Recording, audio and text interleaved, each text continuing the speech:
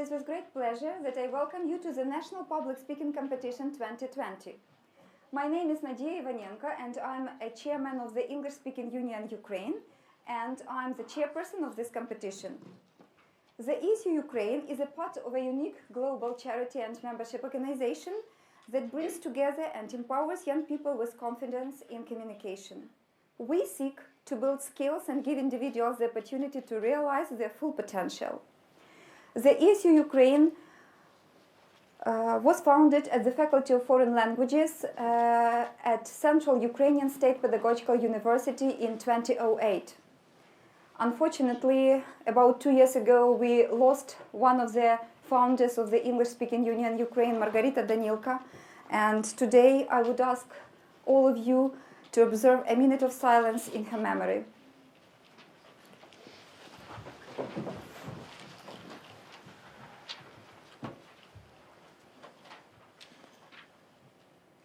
Thank you.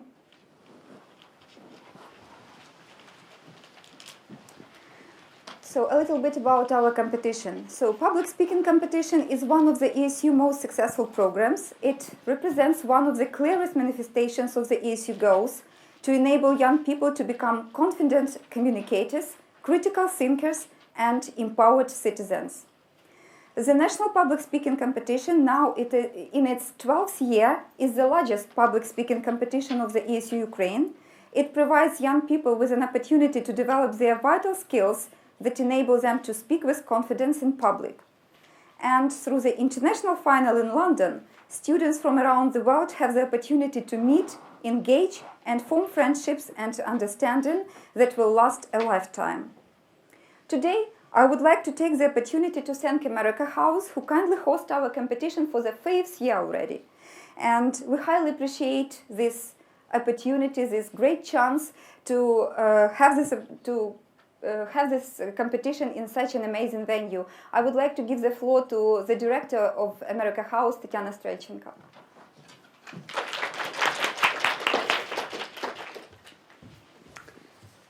Thank you so much, Nadia.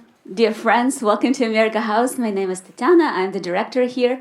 And you know, traditionally we are hosting this competition in February, and traditionally I feel nervous to open this event. And I'm not scared of public speaking, but somehow when I open this event, I am. And I think my theory is that I just feel these vibes, this energy and excitement and anxiety in this room that you guys transmit, and I start transmitting it as well. And that, therefore, my recommendation for you is, you know, the major rule of public speaking is nobody will remember every single word you say. Nobody will remember all the statistics, all the facts. They will not even remember either you won the argument or not. What they will remember after your speech is your energy, all the ideas you put into your speech, and this, you know, this passion you have, and those metaphors you use, and how you make people feel afterwards, your emotions, whether you make them cry, whether you make them laugh, or maybe they will think about their childhood, or they will, I don't know, imagine future of the world. So think about it. Don't be nervous. The audience is on your side. Even don't think that you're being judged. That's not important. Think about the audience. They're on your side, all of us, including judges. So I'm wishing you plenty of good luck. Without further ado, I'm giving floor to Nadia. Good luck. I'll be here. Look at me. I'll be a major supporter today. Have a great day. Thank you. Okay, ladies and gentlemen, today 19 semi-finalists from different regions of Ukraine will compete in this competition to represent Ukraine at the International Public Speaking Competition in London in May. And they all have made great efforts to proceed to the semi-final. So I suggest we greet all of them with a round of applause.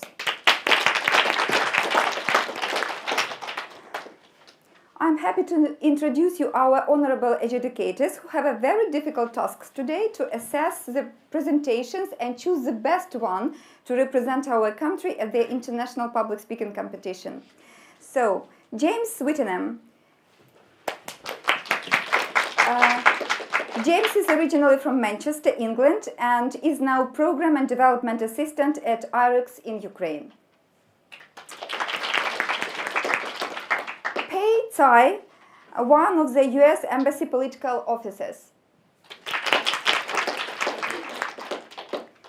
Dr. Larisa Yarova, ESU Ukraine Steering Committee member, head of the Translation, Applied and General Linguistic Department of Central Ukrainian State Pedagogical University.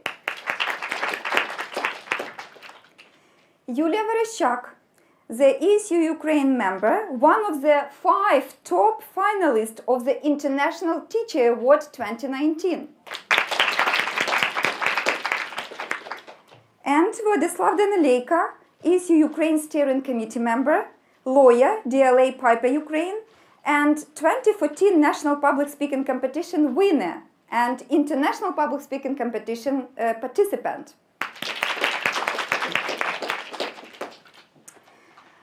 All right, so the timekeeper of today's competition is Nina Lashenka. She is the winner of the ESU Ukraine Essay Writing Competition 2019.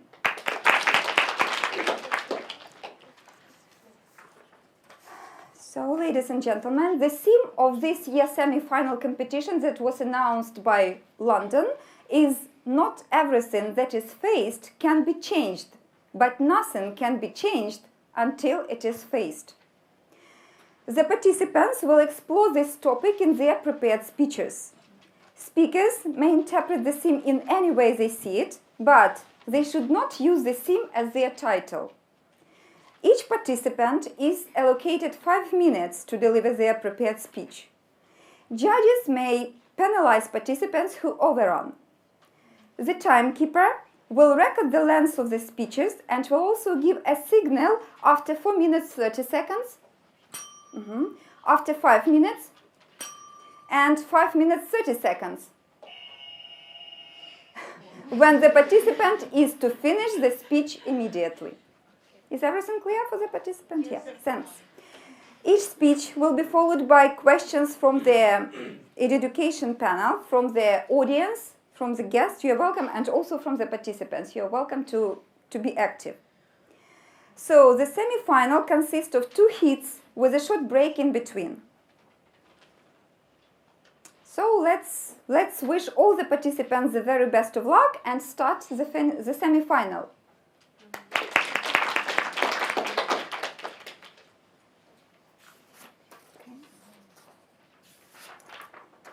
And the first speaker is Anastasia Rudnitska with her speech, "Instead of saying I can't, say I have never tried." You're welcome. Absent, still absent. No. Oh, okay. Tetiana Yevtushenko with her speech, "Change is a chance rather than a risk." So here is your place. Yeah.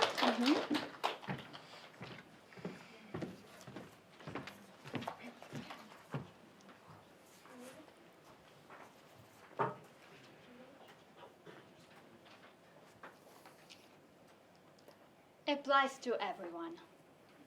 Some people want to look taller, so they wear heels. Some people want to look slimmer, so they wear black. Only the bravest in this case go to the gym, not about me.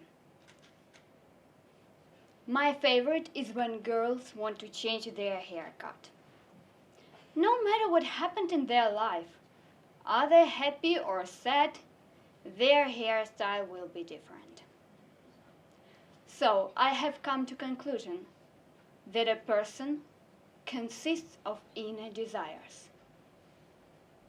There are various types. We are hungry, we are thirsty.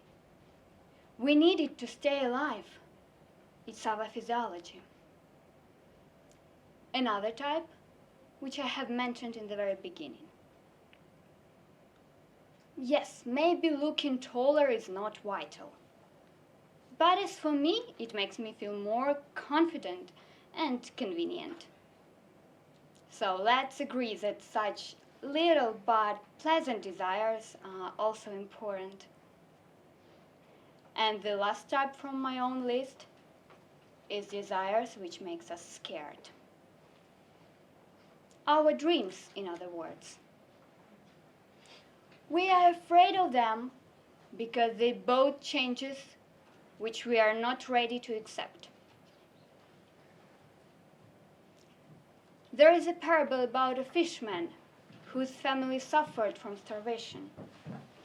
He couldn't catch enough fish on his old boat. And once a wise man advised him to sink his boat. But that was insane for the fisherman. Of course, he didn't do that. But in time, his boat crashed in a storm. And his family had no other choice. They left their home and went to find another place of living. And they found. They found everything they needed all these years. This parable brings to my mind a quote of a famous American novelist, Jack London. The proper function of man is to live, not to exist. I shall not waste my days in trying to prolong them. I shall use my time. Certainly, our life is action which will bring changes anyway. And we shouldn't be afraid of them. We should keep going to our purpose, to our dream. Because trust me, whatever the level of fear is, you will always find the way to defeat the fear of changes. You know, in my social media pages, I always use a phrase, whatever happens, happens for the best. And I'm pretty sure I will never change it. Because it's true. So, let's accept all the opportunities that we are given and act. Starting from our little desires to our biggest dreams. And as said the novelist who I have already mentioned today, I would rather be a superb meteor, every atom of me in magnificent glow, rather than a sleepy and permanent planet. Thank you.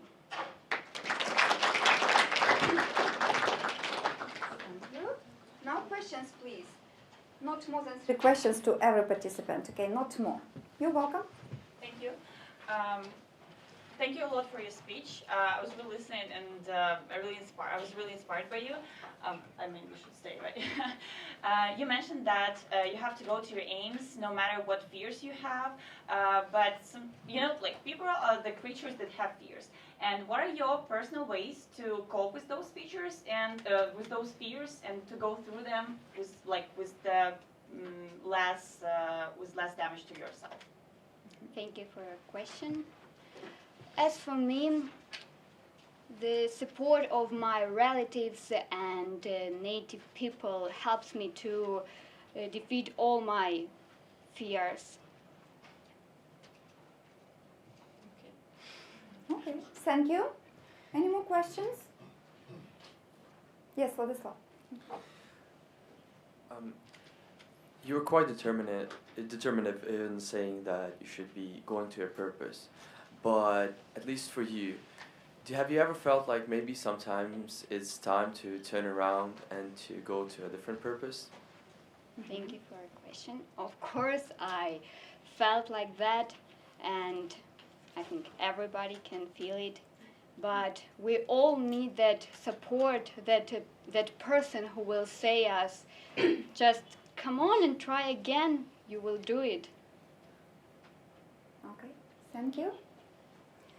Well, any more questions? If no, then thank you. Let's greet each other. Well, and our next speaker is Vladislav Dobrov with his speech, Life Starts Now.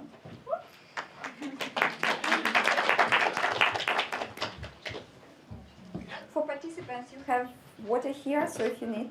Oh, thank you, it's okay. Shall I start? Yeah, sure. Hello, everybody. Just until you see that. Yeah. Yeah. Hello, everybody. I like music. I play the guitar. Actually, I have already graduated in musical school, but I never tried to sing like a professional before. So I decided to sing. And I remember every time I was performing in front of the audience, I flushed. I was sweating, I was nervous, but I liked that. No, girls always like boys who are able to sing. And so I made a studio at home in order to record my songs, melodies, riffs, and so on.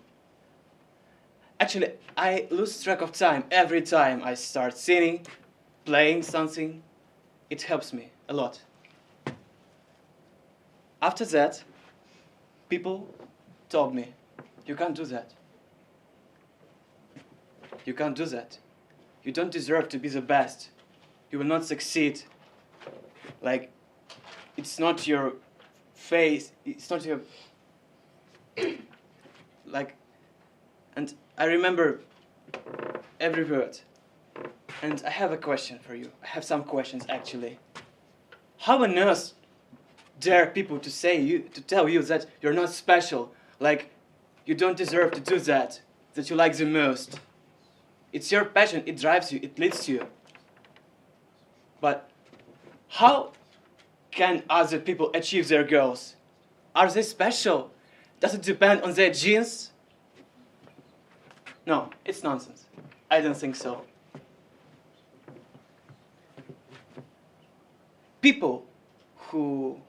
What do people who are seriously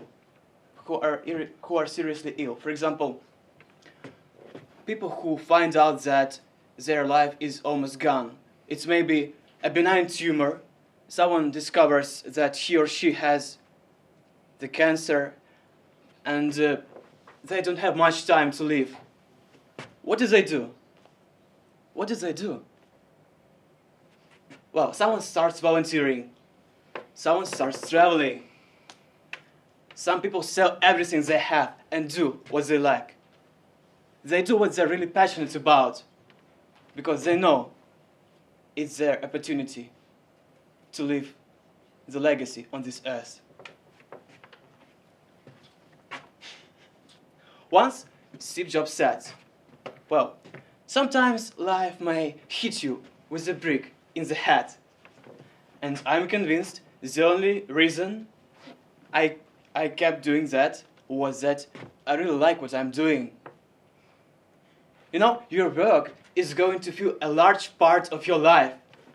And you need to find out what you love. You've got to do that.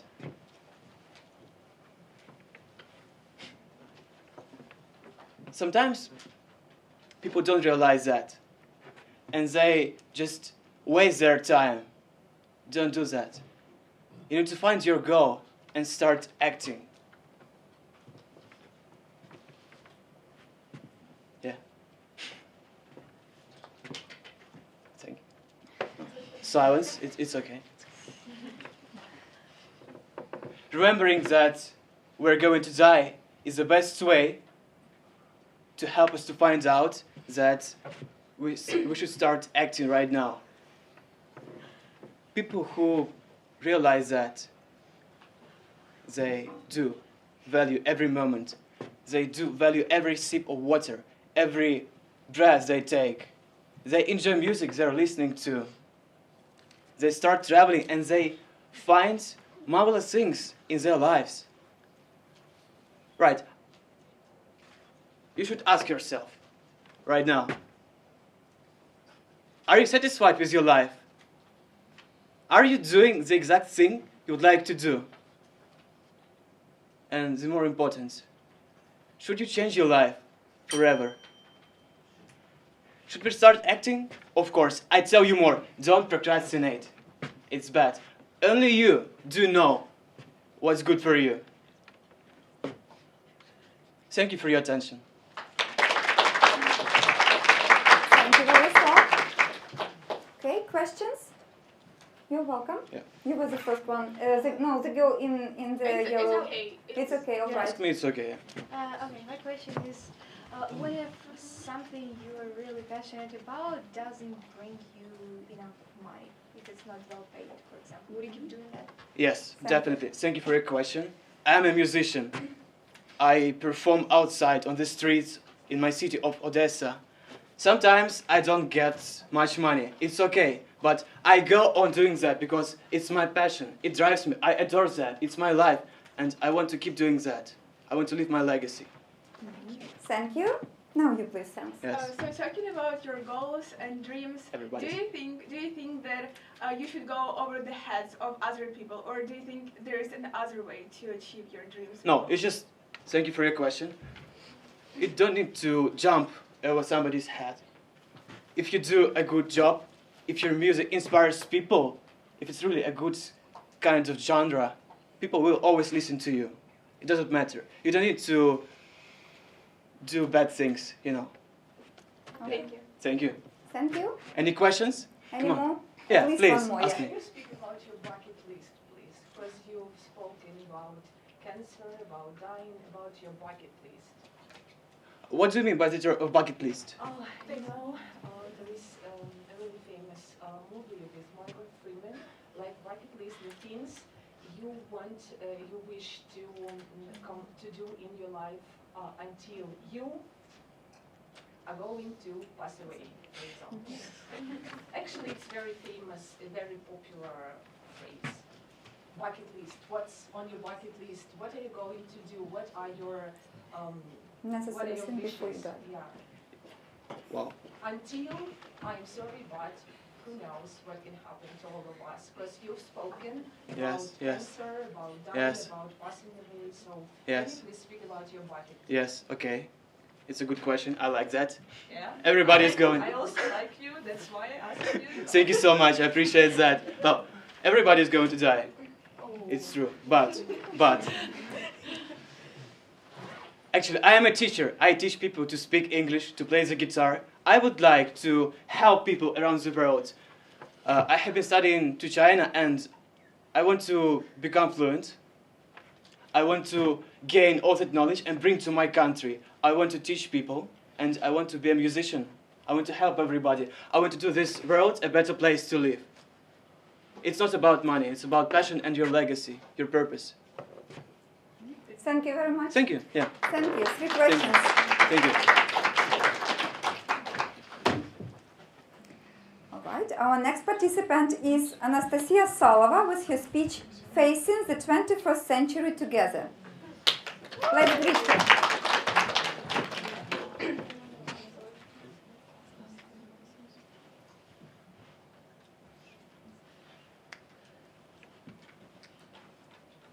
Okay, let's. 2020. Recently I've been asked what time I'd like to live in, and that was my exact answer. Now. Not because I string along with live a moment to seize the day sentiments, not particularly. I'm definitely captivated by a romantic era, the big generation bohemianism, or for one, just age. However, celebrating the country and seeing prominent contemporaries of that age is one thing, and dealing with inequality, injustice, and lack of personal freedom those times were subjected to is quite another thing. In that regard, the 21st century and our decade in particular seem to be a pleasant time to be alive. We can enjoy the benefits of higher living standards, better education and medical care, equal rights and freedoms for all humanity. I've heard a lot of opinions like that. Of course, they are relatively true. However, if to look deeper, our existence is still marred by problems like gender inequality,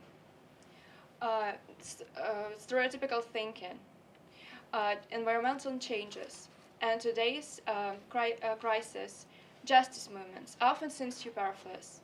People fear mock feminism, distrust shun talks about race, disregards calls for actions when it comes to saving the planet. If they argue that nowadays in the most countries men and women are granted equal rights, why do we earn 8% of what men are paid? Why does domestic violence bill in Russia cause worry if its aim is to protect women? If we live in an absolutely post-racial society, why are so many of us uneducated and insensitive, and simple triggers like a virus can cause outbursts? If eco-friendly lifestyle is just another marketing scheme, why do we have only 12 years left according to the United Nations? Maybe we are just careless people.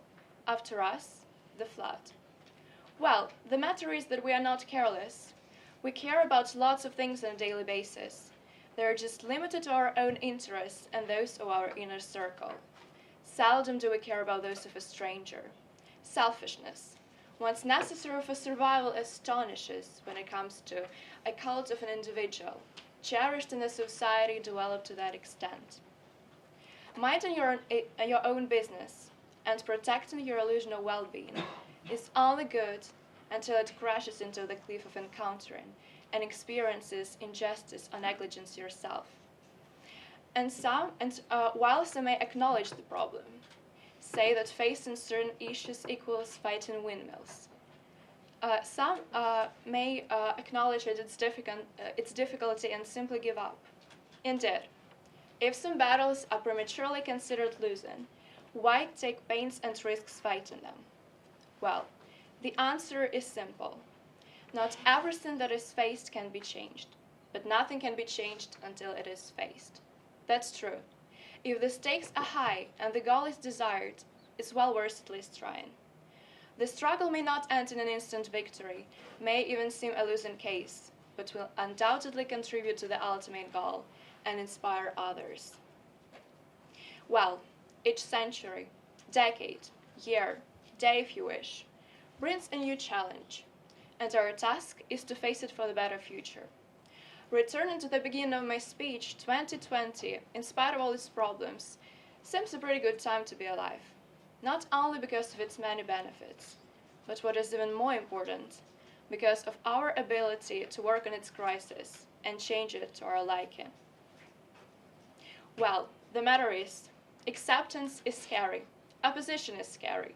Facing the truth, facing the injustice have never been easy.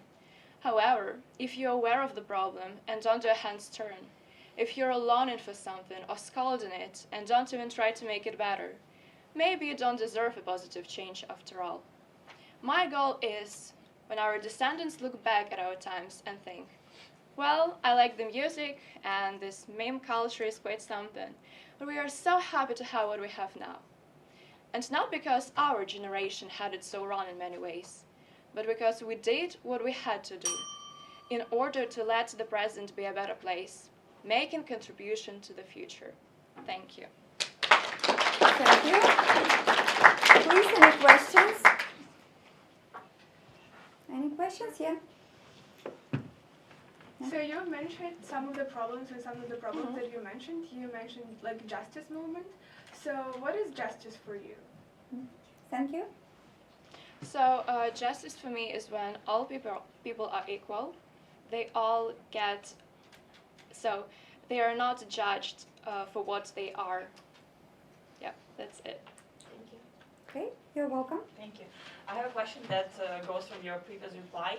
So please, can you tell, do you think that actual justice, as you define that, is it real in our world? Can it be real, like just imaginary? Mm-hmm. For all people to be equal, like completely? And if yes, how we can read that?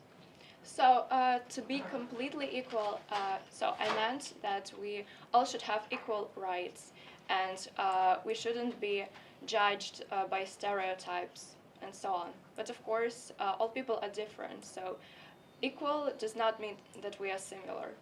That's why sometimes it can be complicated. Yeah. Thank you. Okay. All right, one more question. We still have, yeah, you're welcome, from the jury. Hello. Oh, Oh, is this that? yes, sure. Oh, hello. Oh, okay. Yeah, now it works. Now yeah. it works, Mhm. yes. I was wondering, how do you think that one can build, or a society can build consensus on the challenges that should be faced? What do you mean by consensus? Consensus meaning agreement on the priorities, on what is important. on What is things one? that should be changed. So, for example, gender inequality. How can you convince others who might not agree with your point of view that is important to make progress in this area?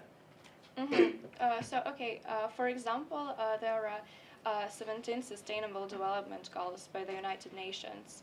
I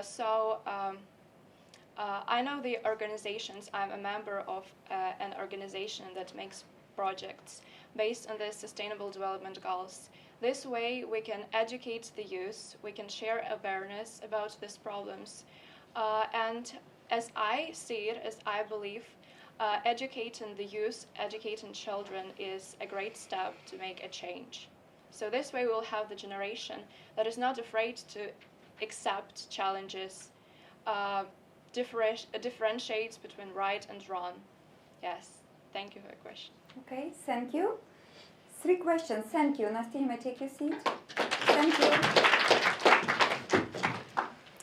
All right, our next speaker is Nicole Korolchuk with her speech, Are we mad enough to change the world?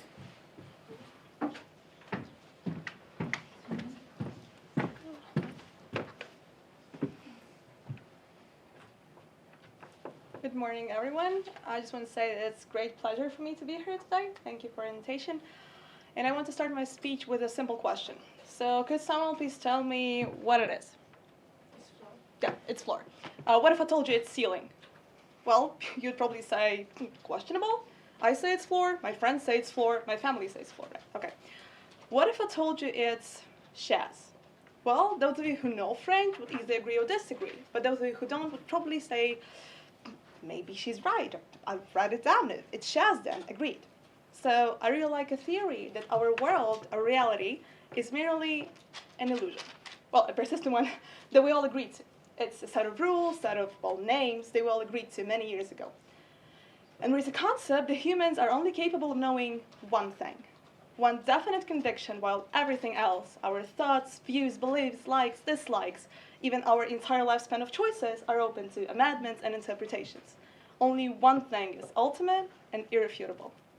And that one thing is, we exist. So what we undeniably know as species, as an intelligent race with variety of cultures and turbulent history, that we lived and existed. Nothing outside that's really fundamental, only the knowledge that we are alive. And with our existence came awareness for what a gift life is. Some was squandered as a spoiler to the point of no redemption, but most of us appreciate the gift we're given and are grateful for it, no matter how easy or hard. Our lives are rich, sometimes they're messy, they're demanding. We exist, and it's a wondrous thing. All we get is time and choices. And we get many chances to make a choice that creates change. Change, it's good, isn't it? We grow and change and magnify to the point of whatever new experience awaits us. Is it though? I mean, if yes, can we change everything then? So I personally believe that people change their lives when the circumstances of their existence are changed. That is, we can say that we change our lives when our lives change on their own. Still, we try to control everything, but life, which is a pretty funny, amazing thing, sometimes takes us by surprise. Conditions of our well-being do not always depend on our choice. We can fall in love, having firmly decided there is no time for it yet, or get coronavirus just going on a cruise as family, get into a car accident, observing all traffic rules. So yeah, let's admit it, not everything that is faced can be changed, but it is perfectly okay. One just doesn't win the if-only game, so I believe we need to let it go. But can we actually change at least something? That's an ambiguous question, depending on what we're changing and how much effort we're putting into it. However, there is an unwritten law. Nothing can be changed until it's faced. Examples are all over the place. You will learn language. You sit, you doesn't have exercises, you listen to podcasts, communicate with native speakers, and wow, that's unexpected, you succeed in it. You seem diligent. Or you can sit all your life waiting for an easy way, having achieved nothing at the end. So what I'm trying to share is that every problem is a prospect of becoming better, and that's our choice. And it doesn't really matter if those are minor troubles or global problems of mankind. Only by realizing that each of us has personally faced global warming can we reduce the environmental impact of industry and transport. Only by making sure in our own experience of the senselessness and meaningless of bribes can we reduce corruption? One just doesn't rule the universe. The main thing to understand, this is not some abstract headline in a newsfeed or some rhetorical exclamation, but something that you come across every day. Thus, you can change more things than it seems at the first glance. Okay, last thing I want to leave you with is this. Not everything that is faced can be changed, so yesterday's history. Nothing can be changed until it's faced, so tomorrow is a mystery. So why don't we live in the present? Why don't we change in the present, and that's the present? Look, lying to someone is feasible. Lying to yourself, impossible. At the end of my life, I want to be able to say I contributed more than I damaged, I helped more than I criticized, I was happy with who I truly was. While there is life, there is change. While there is change, there is choice. Submit to calling on your life changes rather than fighting against them. True peace, joy, and contentment come from knowing you're doing the very thing you were created to do. And what we know is that we exist. Thank you. Thank you. Thank you. Well, questions, please? Yes, Vladislav. Can you explain your belief in terms of choices versus fate?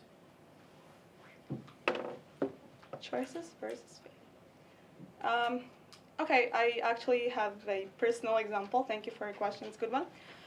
My mom loves to say that you should do what you can, where you are, with what you have. And a couple of years ago, unfortunately, I got into an accident, and so it was an accident, right? Someone would say it was fate. And I spent like 3 years of my life just in hatred because I was blaming my brother for it. And 3 years later, any argument would end with either me blaming him or my parents telling me that I just blame him for everything. And after 3 years, I just told them, okay, you know what? I stopped blaming him, out loud at least, but you just start punishing him for his bad behavior because he's teen.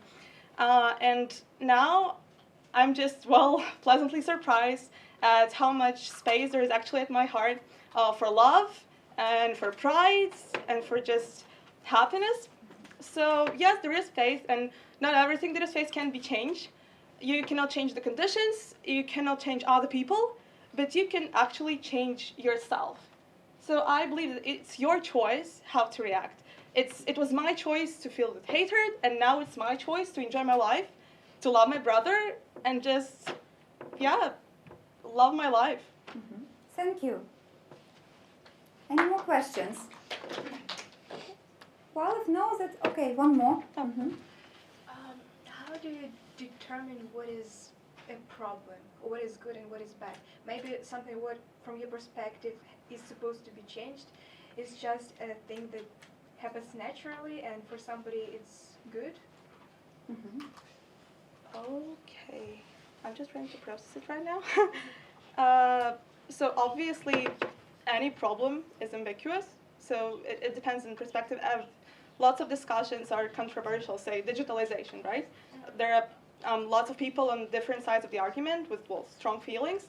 And yes, I believe that every phenomenon has advantages and disadvantages. And I just strongly believe that we, well, as globalized citizens, we just have to face it together. Just understand that advantages outweigh the disadvantages and not the other way around. And then, well, deal with whatever we are facing. Thank you. Okay, thank you. Well, now our next speaker is Sofia Matsuk with her speech Decisions That Change History. Let's greet Sofia.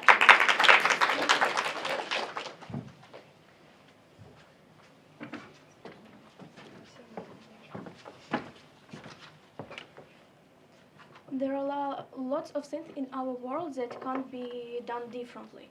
For example, that is a birth of new life, becoming old, even rain or just a smile. But today I will be talking about a history. To my mind, history is everything around us. But most people believe that history that is something that had already happened. that is something that is written in our books and can't be changed. But for me, history is everywhere. For example, the words I have just said had already become a history. And the words I'm only going to say are also a possible but history. And that's the best daily of our world. Freedom. We are free to choose what will be our history, because we are creating the future. Sometimes it is hard to do the first step. For human nature, it is normal to be afraid of changes. And as I just said, that is normal. But we always have a choice: to let everything as it already is, or to create our new reality, our new history. It is weird to realize, but in every time, in every country, and even in every continent, there were people who faced up with a choice: to do or not, to change or let it be. It doesn't matter when and where, and even it doesn't matter for good or for evil, because our history, and especially our work, isn't a fairy tale where the end is always happy. But they were. And for each of them, deciding wasn't easy. But they made their decision. And now, that is something that is written in our books. I have 3 simple examples to illustrate my thoughts. One day, around 300 years ago, one man who lived in the central part of Ukraine at the time when Ukrainian language was almost forgotten and forbidden, decided to write a poem. And now we know his poem as the first book of the new Ukrainian literature, Aeneid. One day, around 100 years ago, one person decided to kill a man. That man was Franz Ferdinand. And that's how the First World War had started. And the last one.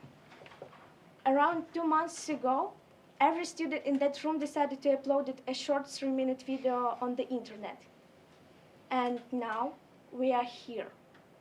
Maybe I'm the only person here who was afraid of applying the competition. Maybe not. Undoubtedly, it would be much more easier for me not to apply the competition and not going there. Because, at the same time, I was trying to apply to the School of Social Entrepreneurship. And my candidacy wasn't chosen. So I thought that the same situation would be here. I thought that I can nothing. And that's the main problem of our world. A fear of not to be right. A fear of not to be perfect. A fear to lose. I understand become fearless is hard, but it is possible. We can change every day. And that's the best daily of our world. Freedom. We can change everything, if only we try. Thank you. Thank you, Sophia. Any questions? Okay. Yeah, you're welcome. Sorry. Thank you for your speech. You say that we can change anything. If you had a chance, if you had unlimited power, what would you change right now, worldwide, not considering only Ukraine? Thank you for your question. It is a hard question for me because there are lots of things that I want to change. But I think that I would start with preconceptions. Because in every country there are lots of preconceptions about the other countries and even the other people. And for me it is really hard because sometimes I was preconceived with the others, and sometimes I preconceived to the others. And I think that is a problem because at the first set we look on the people, how do they look, how do they behave, even if we don't know them. And I think that would be the thing I want to change. Thank you. Thank you. All right, your question. There is a very common statement that we have to learn from the history in order not to repeat the same mistakes as previous generation did. But as we see, we don't learn anything and things continue again and again. So do you think history is circular? Thank you for the question. I think that history is a history. But if we don't learn it, if you don't know the situation, yes, it can be circled. So if we understand that, for example, one situation was around 100 years ago, for example, and we understand that it's almost the same what is now, so we can open the book of history or just search on internet what happened in that time, and we can understand what we should do to not to repeat that thing. Mm-hmm. All right, thank you. Is this enough as questions? Oh, this one. Mm-hmm. So by the time I finish this question, it will be history. What is the present for you then? Thank you. For me, present is a time when we decide to do something. So when I have a thought that I can change, so when I want to change something, or when I just have a little song to that thing that I can something do, that is my presence. Thank you. All right, thank you, Sophia. You may take your seat. And our next speaker is Katerina Gorbany with her speech, All in Our Hands. Just believe in yourself. Okay, let's greet Katerina.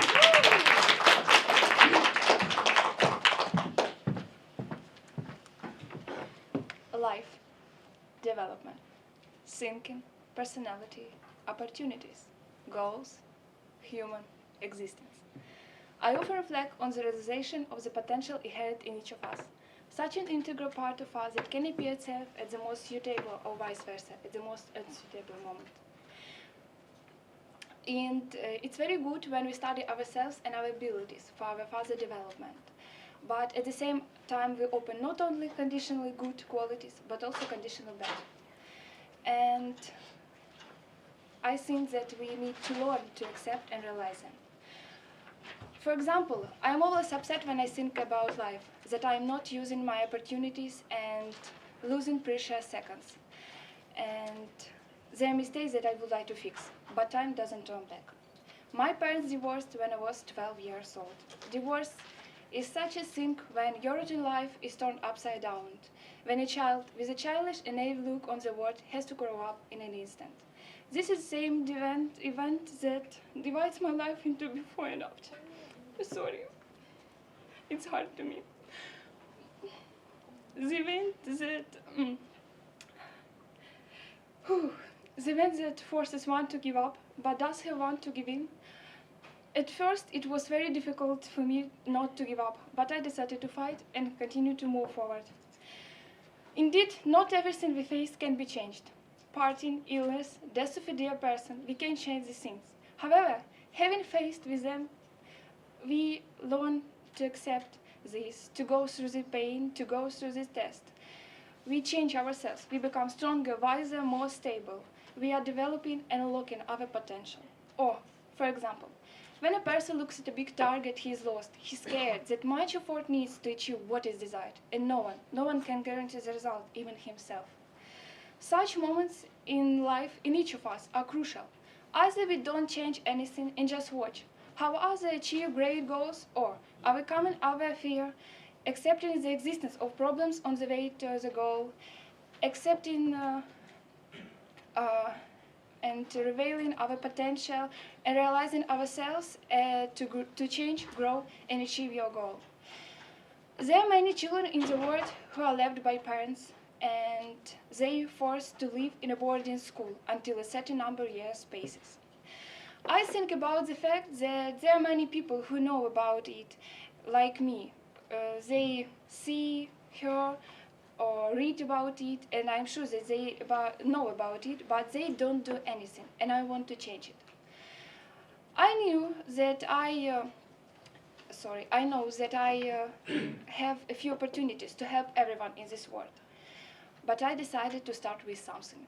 I found a boarding school where children need material help, and I started collecting things. I posted it at my university.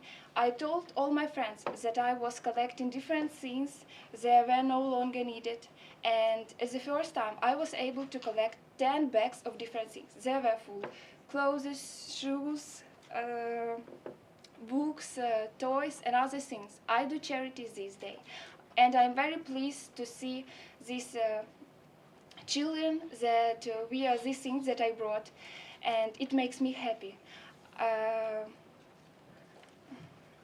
I think that everything is in our hands, and you need just believe in yourself that you too can make this world better. Even if you save only one animal, or help only one person, or plant a tree that was cut down on the other side of the planet, but your help will be priceless. Our life is only one. Appreciate every moment in this sometimes unfair but beautiful world. Learn while others are sleeping, work while others are laughing, be prepared while others are playing, and dream while others are wishing. Always look to the face of conditions and problems they people think cannot be changed, because when you start doing it, you will change it and you will win.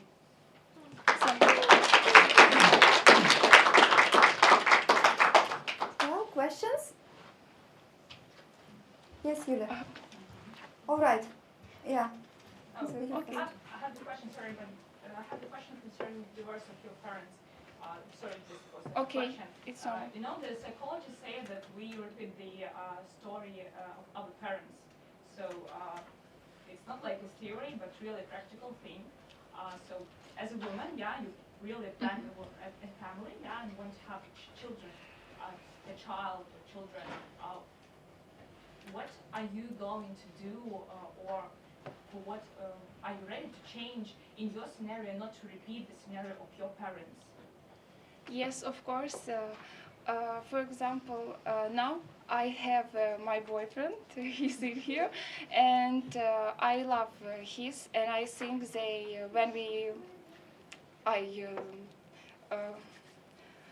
I think we have children in the future. It's very sorry, but I think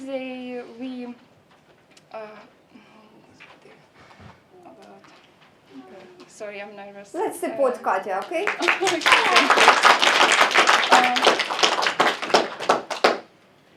I don't want to repeat this situation that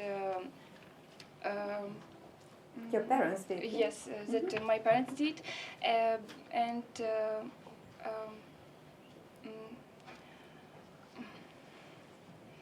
okay, you just don't want to repeat the situation, yes, yeah? Okay, so sorry. you will choose another way, yeah, in your life. Thank you. Any other question, Yulia? So, thank you for sharing those personal things with us. Yes, really, true, you are a hero, yes, for now. But the question is, how easy is it not to give up and believe in yourself without the support of others? Without the support of other people? Is it possible to achieve success if you are just the only warrior on the field? Yes. Okay. Yeah.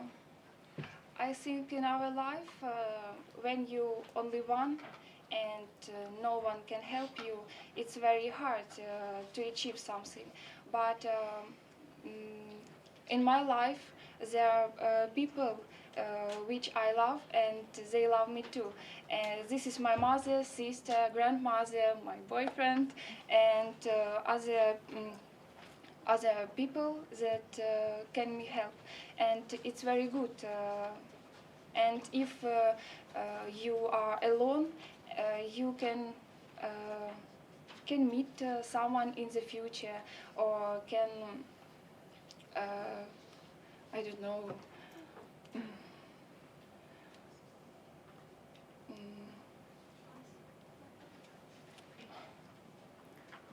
Right, so thank you. Okay. Thank you, Katya. You're welcome. Take your seat, please. Thanks. Okay, our next speaker is Yulia Odinets with her speech, Generation of Educational Victims. Let us adult.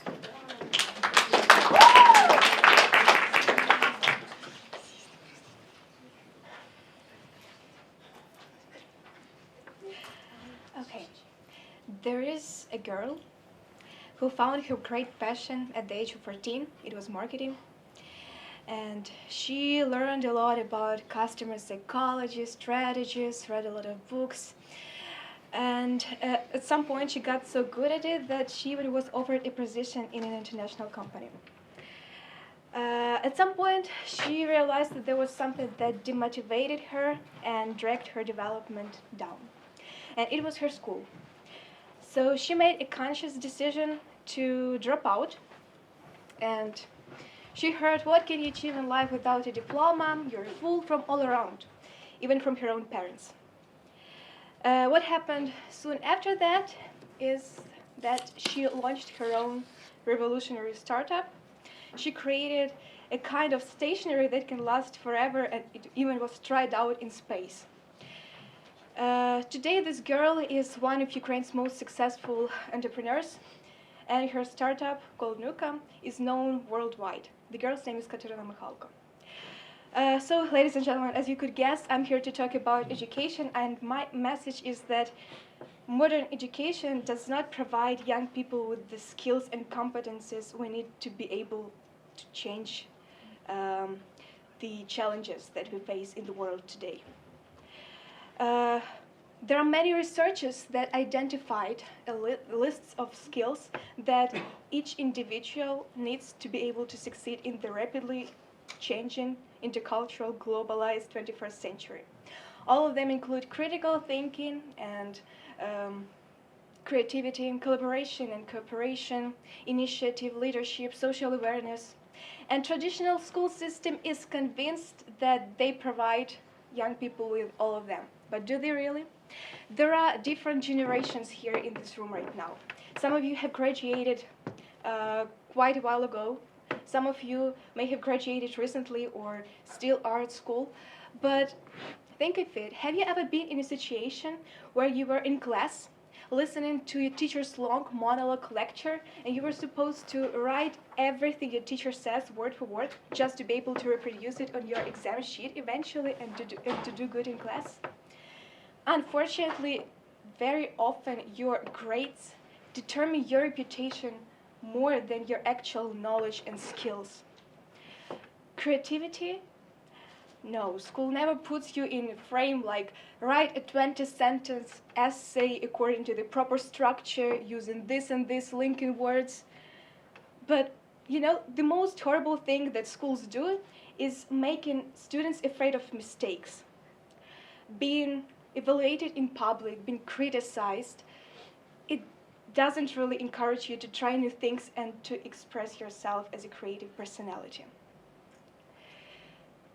So is there a solution? Actually, plenty of them. We should not put us in the frame of school system. There are plenty of opportunities in the world that are available for us. Volunteering, going on an exchange year abroad, launching your own projects, creating a student's body in which you can collaborate with other proactive peers. Educational system is a huge machine that is very nonchalant and slow for changes. So being a 21st century person means to be able to create the opportunities you're lacking, to create the conditions you need yourself, not waiting until some magical ministry comes and does that for you. Once Mark Twain said, I never let school interfere with my education. So that's exactly what we have to do if we want to become citizens, brave and bright enough to go and change something in the world. Thank you for your attention. Thank you, Yulia. Questions, please? Yes, James. Thank you very much. If you were Minister of Education of Ukraine, what would you do on Monday to change education system for the better? Mm-hmm. Thank you for the question.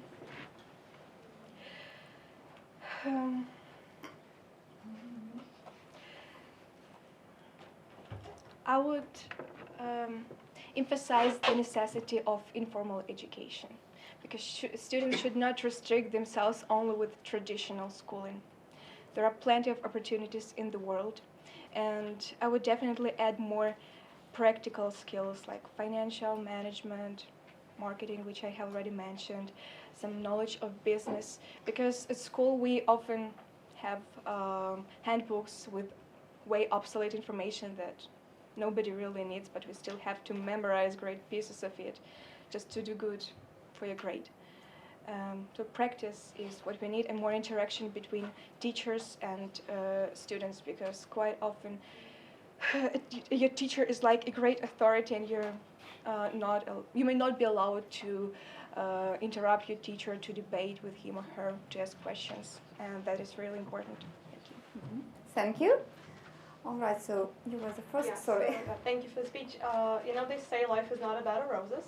So are you really suggesting that dropping school when you are just dissatisfied with something is actually a good example of how we want to achieve change in our world? It's not exactly what I said. I just, well, there is some statistics. We used to think that education in other countries may be better than we have in our culture. It can be more modern, but if we take, for example, the case of the United States, there was scientific research there that proves that 30% of college, not even school graduates, they don't think that college prepared them for the world of work. And what I'm saying is that we just have to search for more opportunities, because some changes in education are happening. Definitely, there are different reforms, but we just don't have to wait until it comes. We have to act first. Mm-hmm. Thank you. And the last question. Okay, what kind of education will you give to your children? Will you give them to the traditional school? Will you choose some alternative school, or will teach them at home simply? Many mothers today, they simply just learn these subjects and teach their children at home, not giving them to any school. What kind of education will you choose?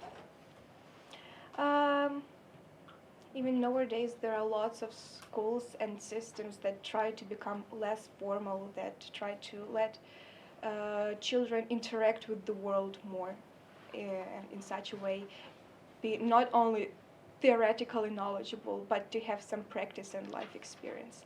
School is definitely important because we need some hard skills.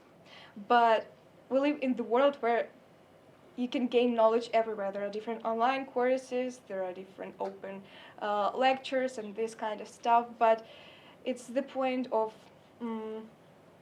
your soft skills. So I would just, volunteering, go on an exchange year, participating in different projects. That's the message I would try to bring to my child, that you have to do something else other than school. Okay, thank you very much, Ira. So our next participant is Veronica Zimon with her speech, Half Past Us. Okay, can I?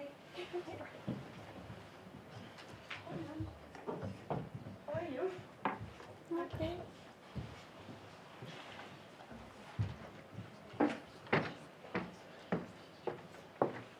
Hello. How are you guys? Okay, I can start. Today, I'm very grateful to be here. I'm here for the second time, and I know some of you, it's a pleasure to be here. I just want to simply ask you for a little favor before I start, but you have to promise you will do it. Please promise. Please say yes. Yes. Do what? I'm sorry. Do what? Smile. Just smile. Can you smile at least through this speech or throughout this day? Because I'm going to be speaking about pain. Okay? Now, how many of you have ever been hurt? Maybe physically, yes? You hit your toe at home while running late to work. Yes, okay? Fall off your bike. Yes, broke a bone or leg or your arm or your finger. Yes, maybe a surgery. Me, yes, okay? Maybe it was something unreasonable when you didn't want to hurt yourself, but you still did. Yes, maybe you went to the gym to look before the summer very slim and good. Not me, but I'm proud of you. Maybe you were hurt mentally, yes, because of a loss.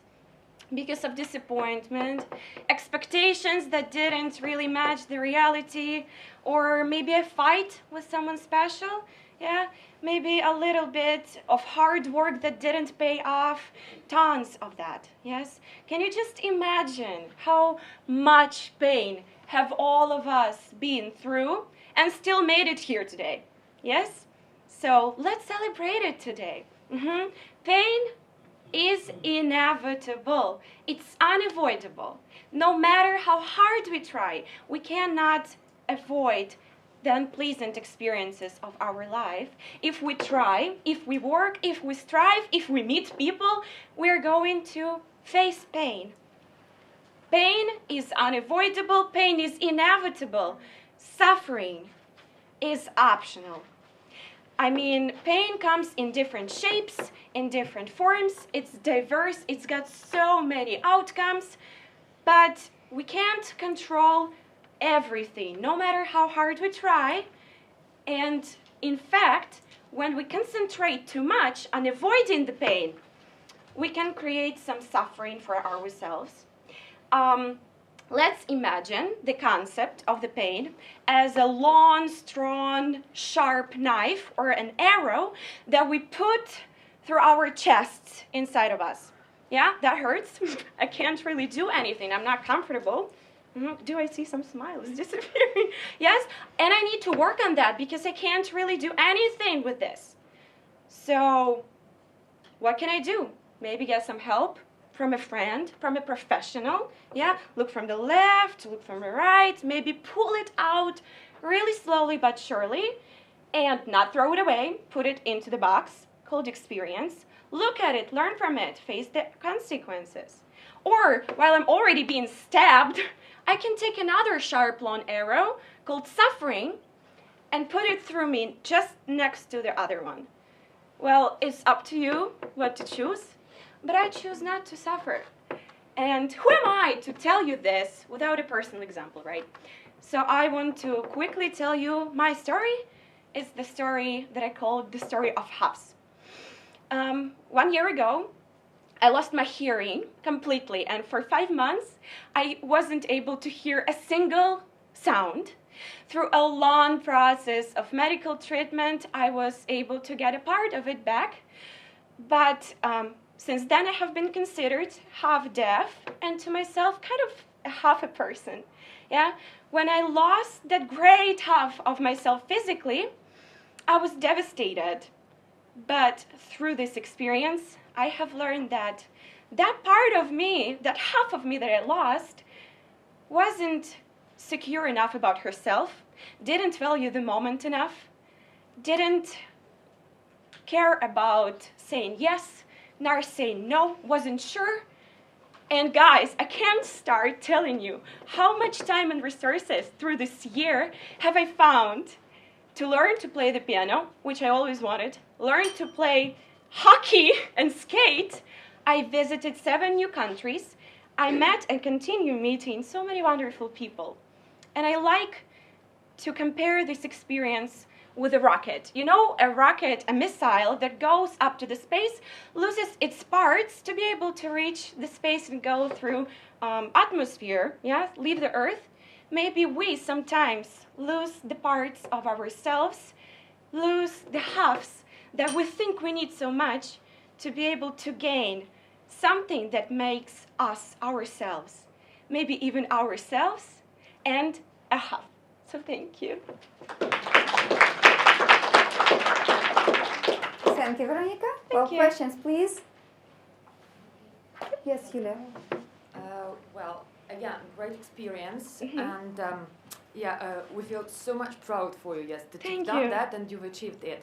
But since the time you've recovered your hearing and you've believed in yourself like that, can you say that you've shared this positive experience from the loss with other people, that you've helped other people somehow?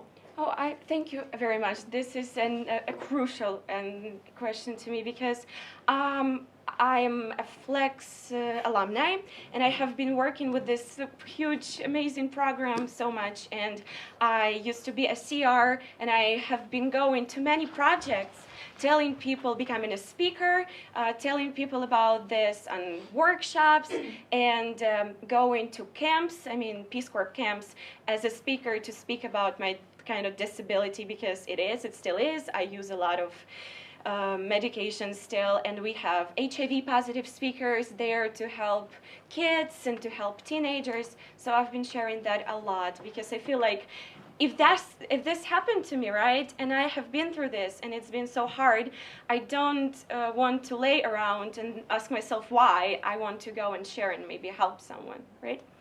Thank you. Thank you. Yep. You're welcome. Mm-hmm. You were telling us a lot about pain, but suffering. Do you believe in the moment of karma, which tells that all the pain and all the happy moments in our life we get from our previous lives, that we deserve something like bad? Because there are many people who have more bad in their life. There are some people who have more good moments in their life. Do you believe in the moment of karma? Thank you very much. I don't really know, because I can't know where the pain comes from, but I know only how I want, yes, and how I want other people to view the pain, yes, because maybe it happened because I've done something wrong, maybe I hurt someone, I can't know that. But when it happens, as I mentioned, with an arrow, yes, I can only think and concentrate on how to pull it out of myself and what I can do with this. Not why it happened and what it will bring to me, and you know what I mean. Thank you. Thank you. Okay, the last question. You mentioned that you started playing hockey, among other Yes. things.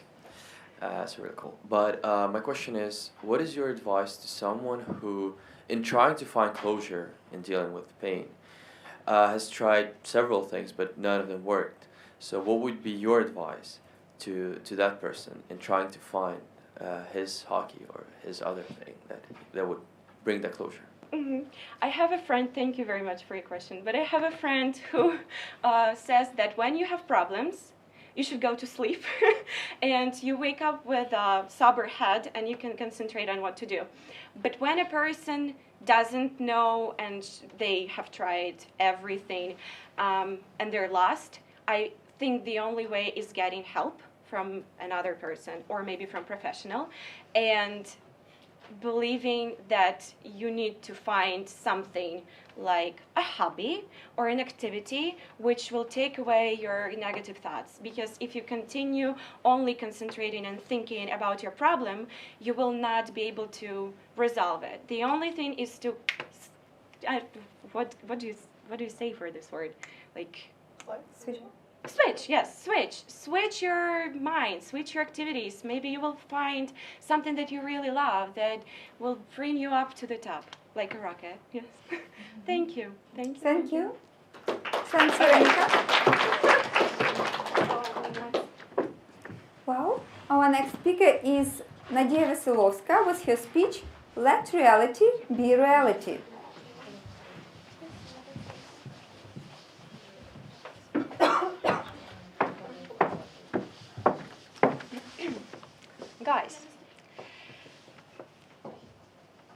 Guys, have you ever thought that nothing happens by accident and there are some situations that cannot be influenced on and changed? Sometimes everything happens due to some circumstances that do not depend on us, and sometimes everything cannot be changed. So I want to touch different problems today, both global and personal issues. The first one, I want to give some examples of those situations that are difficult to be changed. We are all know that we faced with environmental issues for the latest years, and I want to give some impressive examples. Every day, about 5,000 people die as a result of drinking unhealthy water, unclean water. Every year, 1 million mammals and seabirds die from those trash that people threw into the ocean and into the land. And what about those trifles that belong to us personally. For example, as for me, I had a fast and moving desire to be the best student at school and at the university consequently. I wanted to get a good mark, to pass all my exams and module tests, and I wanted to get a scholarship because there was a rivalry among our group mates. And it's okay, you know. We should just let go the situation off and move further. Have you ever had such situation and accused anybody except you of losing in a race or competition? Have you ever overthought the same situation again and again, many times in a row, and then imagined that it could have happened not in that way? First, we become upset, nervous, and desperate. Our thinking is full of such phrases like "I feel useless," have we won that race or competition, but I couldn't, and how will people and my relatives, my nearest and dearest, appreciate me? But I want to say that after a while, these things become useless. And we forgot about it, because such troubles bother us all for a brief. And I wanted to convey the simple idea that we always forget about. That we always need to think not only about us, but also about people who surround us. And we should realize all the serious consequences our actions can lead. And you should understand and remember one simple truth: let reality be reality. And one phrase that one famous Chinese philosopher has once told, that let things flow naturally forward in whatever they like. And I remember the moment when my university teacher has once told me, it's better to be a professional in a few fields, but not a fool in many. And you cannot be knowledgeable in many fields. So what happens for the best. Thank you for your attention. More questions, please? Yes. Can you explain whether there might be different interpretations of reality? Excuse me, can you repeat please the Yes. question? What if different people have different ideas of what reality is? Yes, there are different kinds of reality. I mentioned a global one and a personal issue. I suppose all present here in this hall have had such experience like personal issue, yes? I suppose everyone has lost in a race, lost some competition, and we became upset, panic-stricken, but after a while such trifles become useless. I suggest that when we have such more serious problems, like we lose our nearest and dearest, these global problems like environmental issues, we should take pains and get rid of them. But our personal issues, sometimes we exaggerate these moments and pity ourselves. Okay, thank you. Larissa? What is your reality? What is my reality? As far as I've mentioned, my reality that earlier I had to be the best student. I had a rivalry at school and at the university too, either. And it's my reality, and I tried to get rid of this issue that I need to study only for the sake to get a scholarship, to be better, that my group mates and teacher appreciate me. But why should I prove somebody something? Why? I don't know everything. The reason is impossible. We don't know everything, each of us. And I can also make mistakes. It's also my reality. But I try to not to put on those brush. Okay, thank you. Any more questions? All right, the last one, yeah. Thank you for your speech. It was really inspiring. And I have one question. As you know, every one of us was at school, and I think I'm not the only student who faced up with the problem that every teacher wanted us to be perfect in their lessons. So maybe how you have an advice what to do? Because as you said, that's true. We can't be perfect, but sometimes people want us to be perfect at everything. You know, thank you for your question. I like it. When I was at school, I also had such situation. My math teacher wanted me to take part in different competitions to show myself, and get some results. Of course, I took part in many competitions of them, but my advice is, if you don't want to do this, don't do this. It's a simple advice, I suppose. Thank you. Thank you, Nadia. And one moment.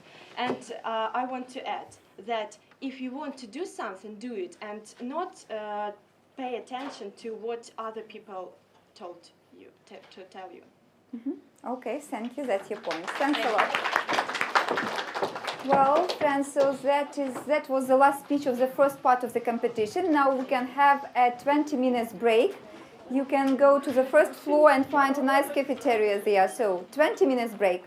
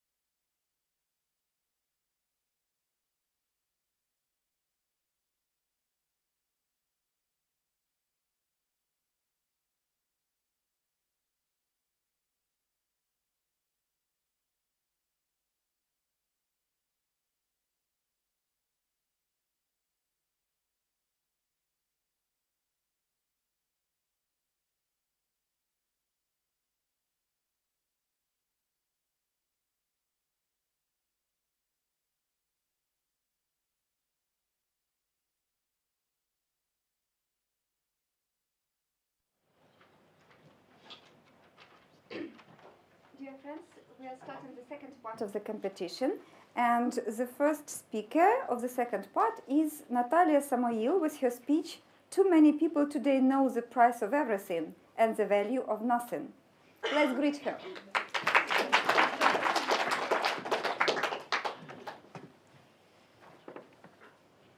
Can I start? Alexander, you should. Okay. May start. I want to ask you the question. Do you know the price of the latest iPhone?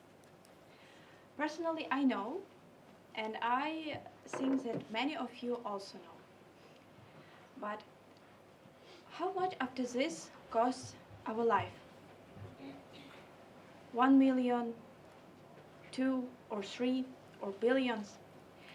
To my mind, it's hard to answer for this question because our life is priceless. It's our biggest gift. Usually when we don't face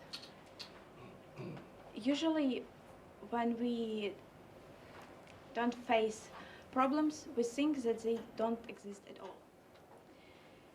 But really they begin. I want to tell the story which really changed me, my vision on life. And I hope it also changed the way of thinking of others.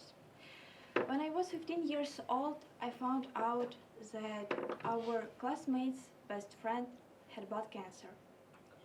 This news turned my mind upside down. It was hard to swallow that our peer, so beautiful, nice, young girl, had such a terrible illness. I couldn't imagine how she felt then.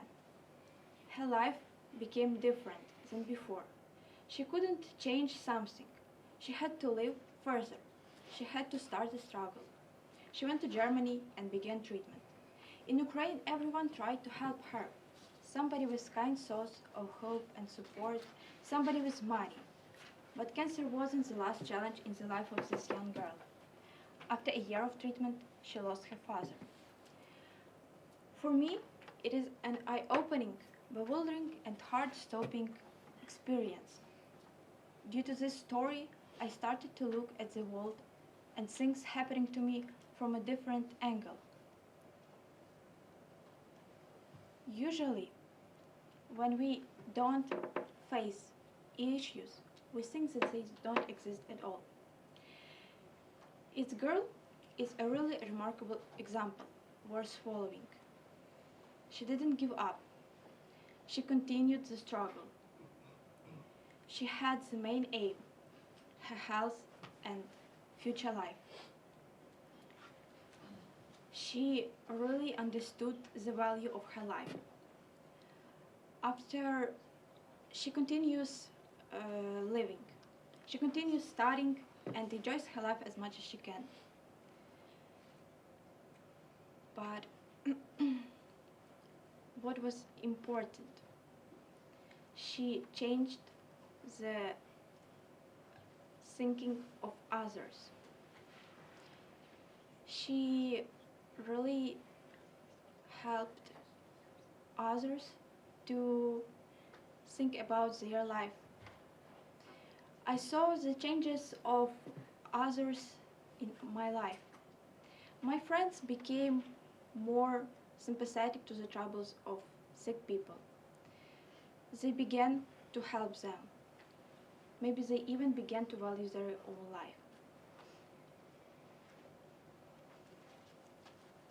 Due to this story, before this dreadful story, I lived without thinking that my peers could have such huge problems. But after this, I really changed my mind and began really value our life. But what was our life? It is consisted of moments of happiness, maybe of sadness, maybe of really different moments. But it is our life, and we have to value them. We have to live them as much as we can. We have to improve our life and get motivation. I think that we have to keep this mind in our heads and help those people who can't change the fact of their condition. Let's value our life. Let's help those people who can't change the fact of their condition. Let's help them. Let's support them. Let's live our life.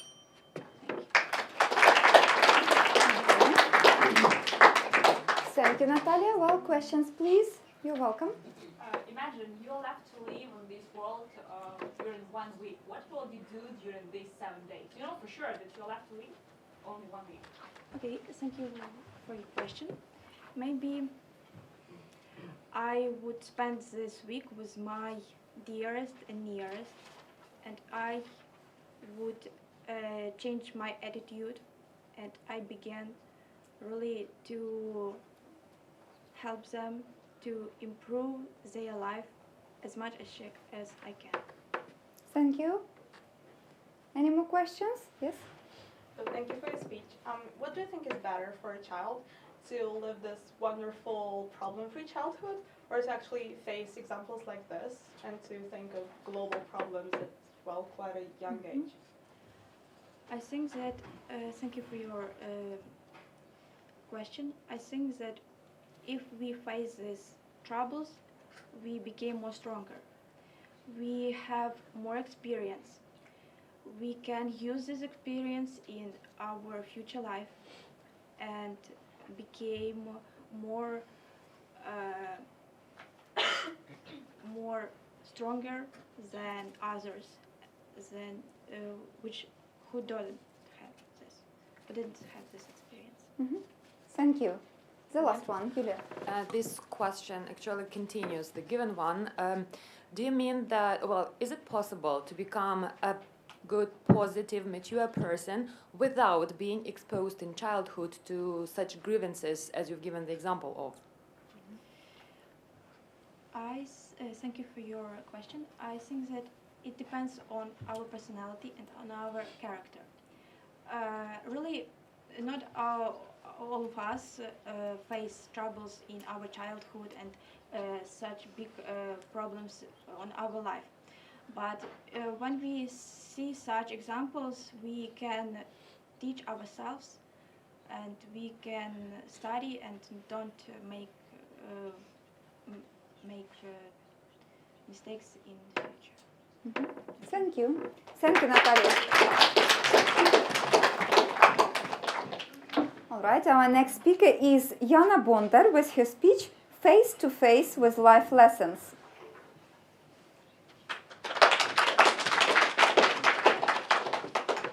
Ladies and gentlemen, have you ever thought that our acts are simply predictable? I do think there are a lot of situations in our life what we want to influence but can't. Each of us has repeatedly faced the difficulties what we seemed hopeless. Everyone thinks about this, right? Perhaps such failures prompted people to do something to change the world. However, few people know the truth. As famous novelist Lev Tolstoy said, everyone thinks of the change in the world, but no one thinks of the change in yourself. So I want to say that there is always an opportunity to change something and become a better version of yourself and have a better life. But this doesn't mean that you need to cut your hair bald because you don't want to braid your hair every day. A person thinks, one day everything will change, as if it should happen itself, without a person's participation. It doesn't happen this way. It's necessary not to just think, but to do something, to act. We don't always do what we really want because we are afraid to try something new, to overcome our fears and leave a comfort zone. Say to yourself, my once has already come. There is no place to put off anymore. Go ahead and act. This is the starting point I'm talking about, the day when your once came. I want to tell you a story from my own experience. Ladies and gentlemen, have you ever thought who is a friend? Aristotle said, friend is a single soul dwelling in two bodies. I hope everyone has friends and everyone appreciates them. My story may be trivial, but I think it's one of the best life lessons. Maybe someone had it, maybe not. Like someone else, I had a friend with whom I spent my entire childhood. For many years, we communicated, we did everything together. Went to school, came back from school. We could spend time together all day long. But, as with all stories, there is another side to the coin. When we left school and went to university, our communication disappeared over time. Both of us has found new friends and acquaintances. But we all know that native people are time-tasted. A few months ago, when I was returning from the university, I was accidentally pushed by a woman. As a result, I fell and on my hand. Everyone I called and asked for help was busy. Unfortunately, there was no one around to help me. In that situation, I realized I experienced money and health problems. I don't know what I can do. So I decided to call my old friend, and she immediately understood me and supported me, despite the fact we didn't communicate so long. Fortunately, we live in the same city, and she agreed to help me until I get better. This story teaches us that not everything that is faced can be changed, but nothing can be changed until it's faced. I found an interesting fact in scientific journal that in 68% for middle-aged people, friendship ends by the accident, for example, moving. By the age of 70, it's 65% have an imaginary friend at some points of their lives. More out of 1 children, it's 26%, have an imaginary friend and their parents even don't know about it. Muhammad Ali once said, friendship is not something that we learned in the school, but if we haven't learned the meaning of the friendship, we really haven't learned anything. I was very happy that we with my school friend managed to regain our friendship. And I always remember a famous English saying, life is an age to miserable and a moment to the happy. So never forget that your life is wonderful. That's why never forget to dream, to travel, to find yourself in unbelievable acting. Just make your life better. Thank you for your attention. Well, questions, okay. So in your speech you talked about friendship, and what can you advise to people who lose their friendship? Thank you for your question. First of all, I can advise not to lose your friendship. It's first of all. But if this happened, always try to find the way to find solution to this problem. Always try to talk, to find how to meet and speak about this. What you can do to regain your friendship. With my school friend, managed to regain this our friendship, and I hope that you will too. Mm-hmm. Thank you. All right, Irene. So you talk about friendship, and I want to ask a personal question. Who is the biggest support in your life? Is it a friend, or maybe your relative, or someone else? Thank you for your question. I can't to choose only a relative or only a friend. And my parents and my friends are the main support in my life.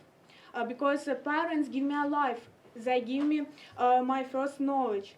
But a friend give me the most happiness moment.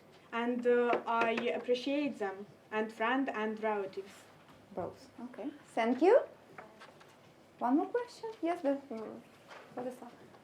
How many friends do you think a person can have at one time? Can you repeat? I'm sorry. How many friends do you think a person can have at one time? Thank you for your question. Like I said, native people are time-tasted. So I think when we have some acquaintances, for a time we have an opportunity to know this person. And only when some time ago, we can choose only one best friend, and we can talk to this person, and maybe trust them all our secrets and dreams. And we must be yeah. We must proud them and thank God that we have these people that we can trust and talk in every time. Okay, thank you very much. Thanks. Right. Our next speaker is Evgenia Soboleva with her speech, "The Cobblers Who Wear the Worst Shoes." Okay, let's support.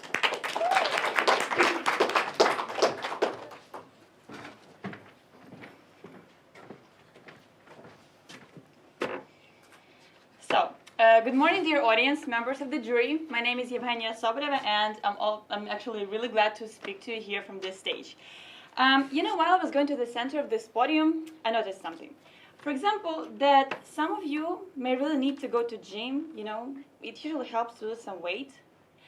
Sometimes I think that people in our society represent something that is combined with a mirror and a doctor.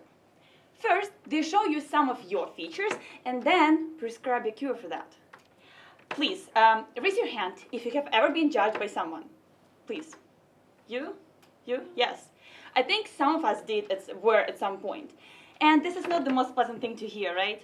And I'm almost sure that some of you even wanted to punch me in the face a few seconds ago. But sorry for that harsh example. However, here is my first point.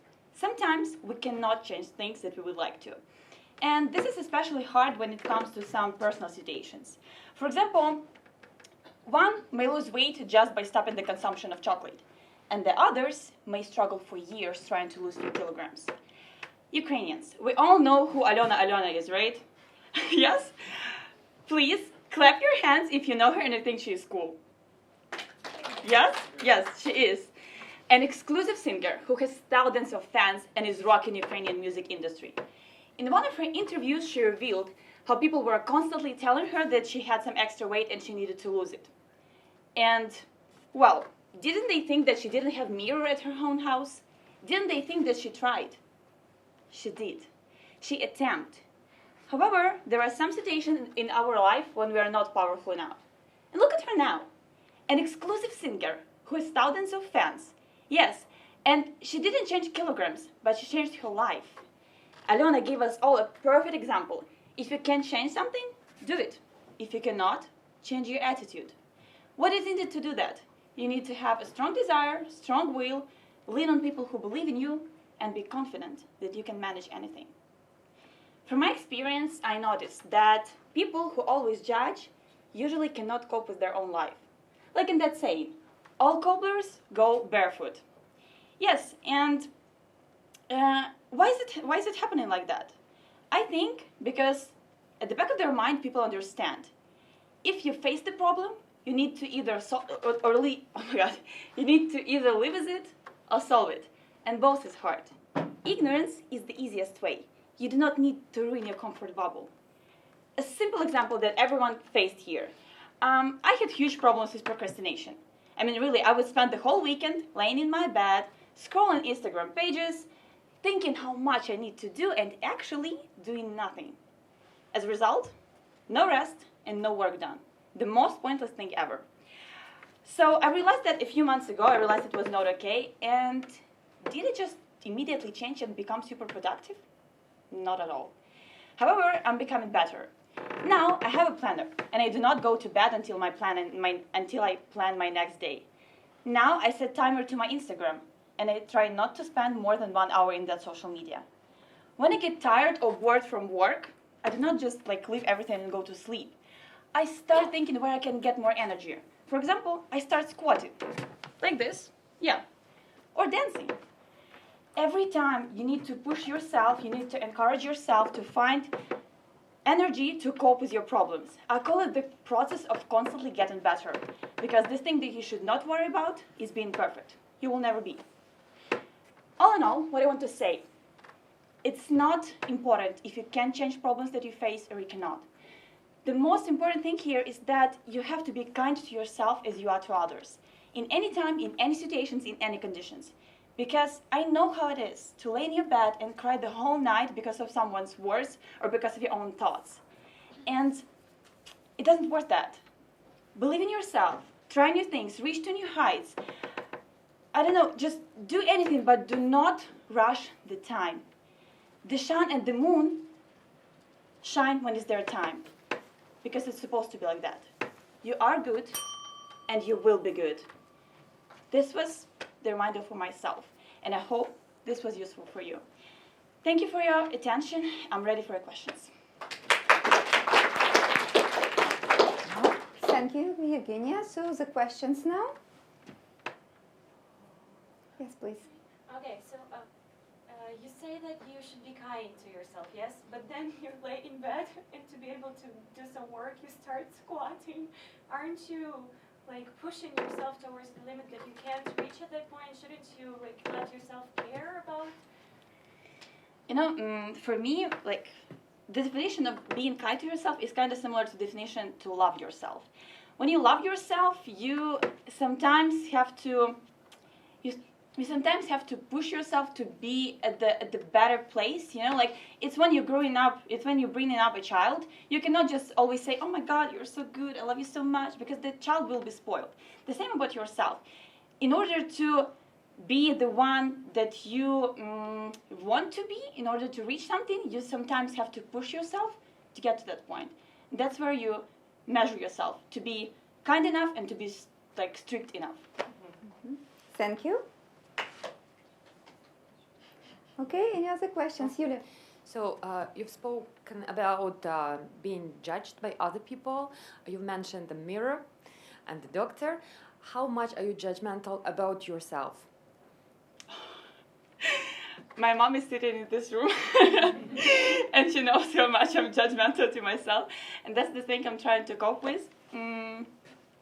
Yes, it's easy to tell yourself that, oh my God, that you are not as you're supposed to be, but yeah, this is the thing I'm learning to do. This thing I'm learning to do, this thing to say that I'm doing enough, that I'm doing good, that I will be good. Okay, thank you. Let's support you.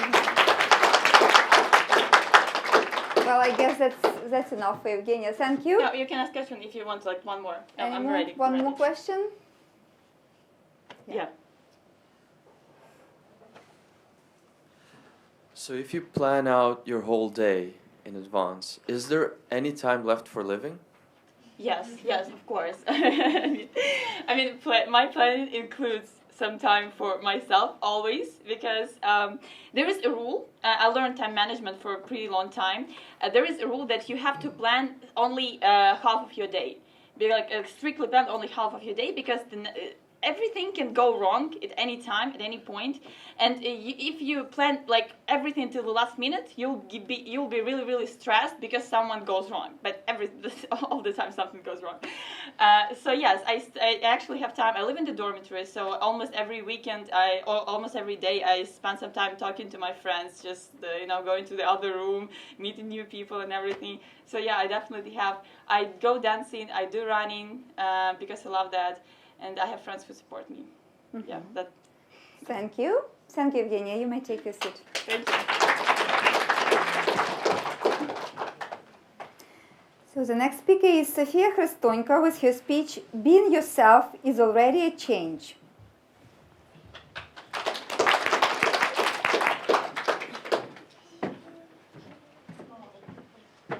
So I'm a first year student, and it's my first time here, so support me, please.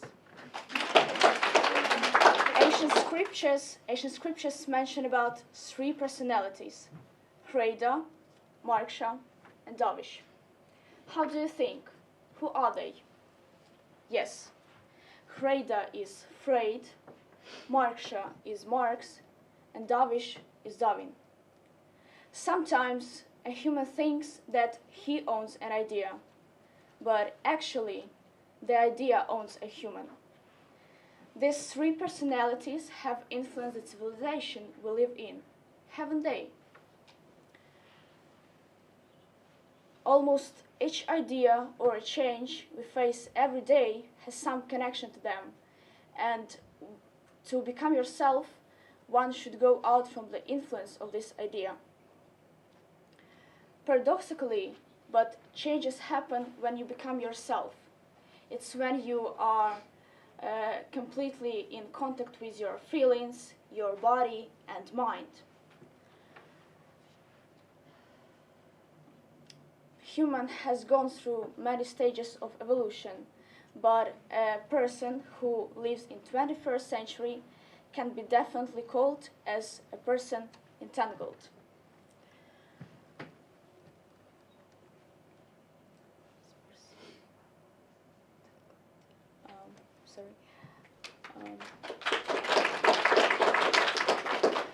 Paradox is that you don't need any changes to be yourself.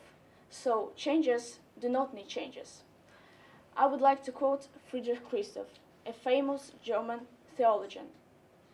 God, grant me the serenity to accept the things I can, courage to change the things I can change, and wisdom to know the difference. I will repeat once more. To accept the things I cannot change, courage to change the things I can, and wisdom to know the difference.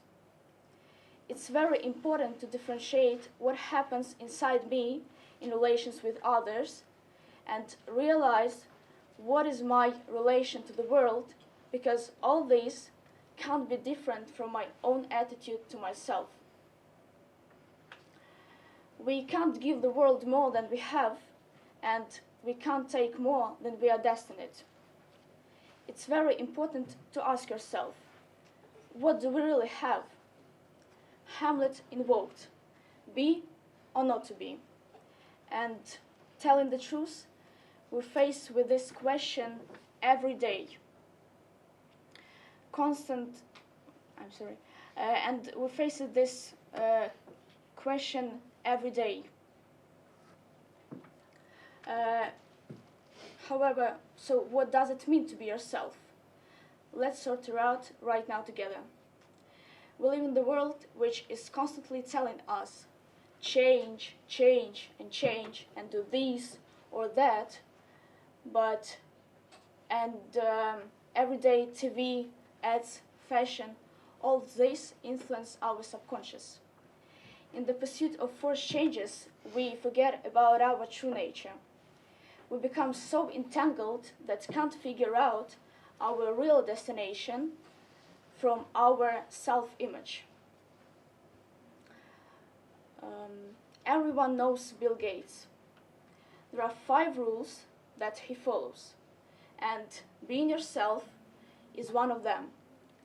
He tells us to be involved in present, which is a key to be successful. Finally, we see that being a person whom you are is such an important thing. So don't be jealous to others, appreciate what you have, and don't be jealous with others, appreciate what you have, and be convinced that in such way all changes will happen. Thank you. Thank you, Sophia. Well, questions now? Yes, please. Hello. How do you think people can best stay in touch with themselves? I'm sorry, can you repeat? Yes. How do you think people can stay in touch with their own feelings, body, and mind, like you were describing? I think that a person should follow his own desires and feelings. If you want to change something, you shouldn't pay attention on someone's maybe judgments, and feel and follow what you want, and feel your mind and body. Thank you. Thank you.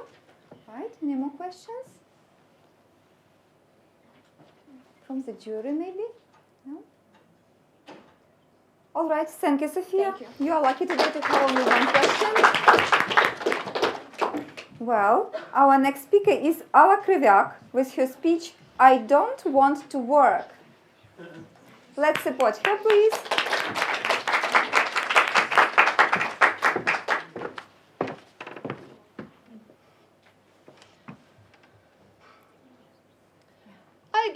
to work. Maybe because I'm too young, maybe because I'm scared of something new, or maybe because I don't know what I want to do in my future life. Recently, I have spoken to my brother, and he told me that he wants to move abroad and work there. Lots of people in my surroundings want the same thing, and I asked him why, because I have never had such an idea. And he answered that people in other countries don't need to work lots of years to have money, which people in Ukraine can earn only while working quite hard every day. It is a good answer, and it is a good wish, but what conclusion can we make according to his thoughts? Someone would say that he wants to earn lots of money, but actually, he just doesn't want to work. The main problem is that young people usually don't think about how to change their jobs or how to solve the problem with their housing, but rather it would be easier just to move to another country. And we are talking only about young people now because they are those who, after graduation and after receiving a good education in Ukraine, want to do work that doesn't match their level of knowledge abroad. And this way of thinking emerges in their heads by the picture of an ideal life somewhere else, but not in Ukraine. Okay, while working as a builder, for example, in another country, you can have the same amount of money that an IT programmer or an economist can have in Ukraine. But the main idea is the next. They actually can have this money. Of course, you don't need to work lots of years to reach a success and a high salary, because in another country you can have the same high salary without long-term studying and efforts. But that word success is very important. It is feasible to look for easy ways to have high salary while being a worker who doesn't feel a need for personal growth. But you can have the same high salary in Ukraine while making every effort in order to gain not only good money, but development of your personality, credibility, and finally that success. We can't change the place of birth in our passports, but we can change our country starting from today. And we aren't talking about a political or an economic situation now, because only our inner world really matters in this case. Because only after you have clearly realized your desire and your goal, you will never betray them. You are what you believe in. If you don't believe in anything, then you don't believe in yourself. First, we have to build a strong person inside ourselves. And only after that, we will build a strong country. You are not too young. You are not scared of something new, and you really know what you want to do in your future life. You just need to want to work. Thank you. Thank you. Okay, please questions, Irene? So hello, thank you. Your speech was really inspiring, and I want to ask you attitude. Like, imagine a situation. There is a person, he wants to found a business, and he or she needs some money for startup. So he goes abroad, earns some money, because you said that it's really true that abroad it's easier to earn it, like some fund, then returns and found a business. So in that case, maybe it's a good position. How do you think? Okay, I think that, of course, you can earn this money abroad and develop a business here. And it is your choice, because I think, as for me, if I were this person, I would think like, okay, I want to start a business here, so I can earn the money for this business here. It is because I can go and work like a builder and then return and have an IT business here, for example. It is there's not reliable things. It is not connected to each other. So I can maybe I will need more time to earn this money for this IT business, for example, but I will do it here because I want to earn this money in that way, which I want to see my business in the future. Okay, thank you. You please. Some people are satisfied with the amount of money that they have, but others consider that the more you have, the more you crave, the more you want, and eventually you become selfish as you think only about money, not about like other people or not about fulfilling your dreams and purposes. What do you think about this? How would you? Are you talking about going through hats for money or something like that? It's just like the more money you have, the more you want, and you always think that it's not enough for you. What is the question? What is your question, please? What do you think about this? Is it true, or can people live on the amount of money that they have? Okay, even if it's true, I think it's not bad, because you always need to want something more. It is okay that I have a goal to have $1 million. I will earn this $1 million, and after that I will want something more. I won't just stop at this point. So I think it's true that people always want more, but it is a good wish. It is good to want more. Okay. Thank you, Tatiana. Was the first one. You talked about the starting business in Ukraine. What kind of business are you going to start in Ukraine? Me. Okay. I don't want to start any business. You're going to find a husband who will start a business? No. As for me, okay, I want to be a journalist. Let's start with this. It is not a business. I just my speech is about not a business. It is not about business. It is just about all the things connected with money and with thinking, with the way of thinking about money.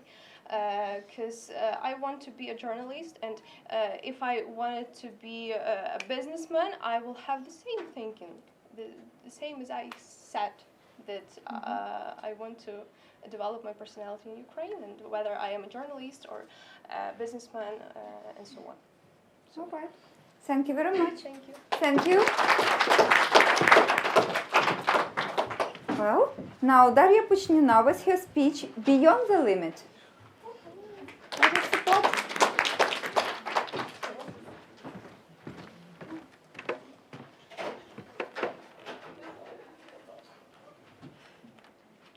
Okay. We all love watching movies about great adventurers, courageous explorers, and mountaineers. And everyone knows such movies as Vertical Limit, Beyond the Edge, The Wildest Dream, and Everest. But we never think how much work is done before the final destination is reached. Yet, despite all hardships, we all know that the best you comes after the hardest climb. So let me explain why I feel myself so much related to this quote. If you aim at climbing a big mountain, you realize that the view from the bottom may be completely different from what you may see from the top. Moreover, while climbing, you'll be concentrated on completing your trek.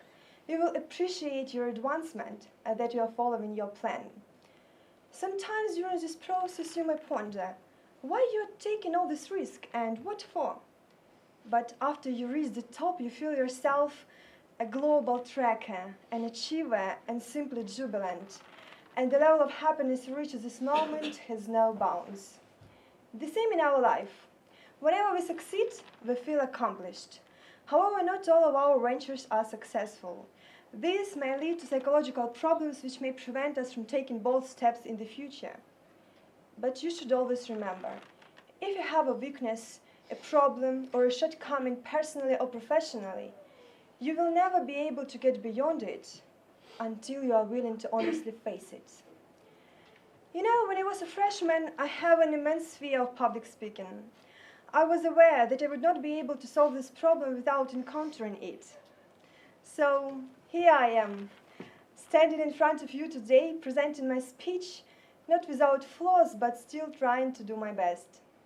And now I don't have that fear of talking as I did 3 years ago.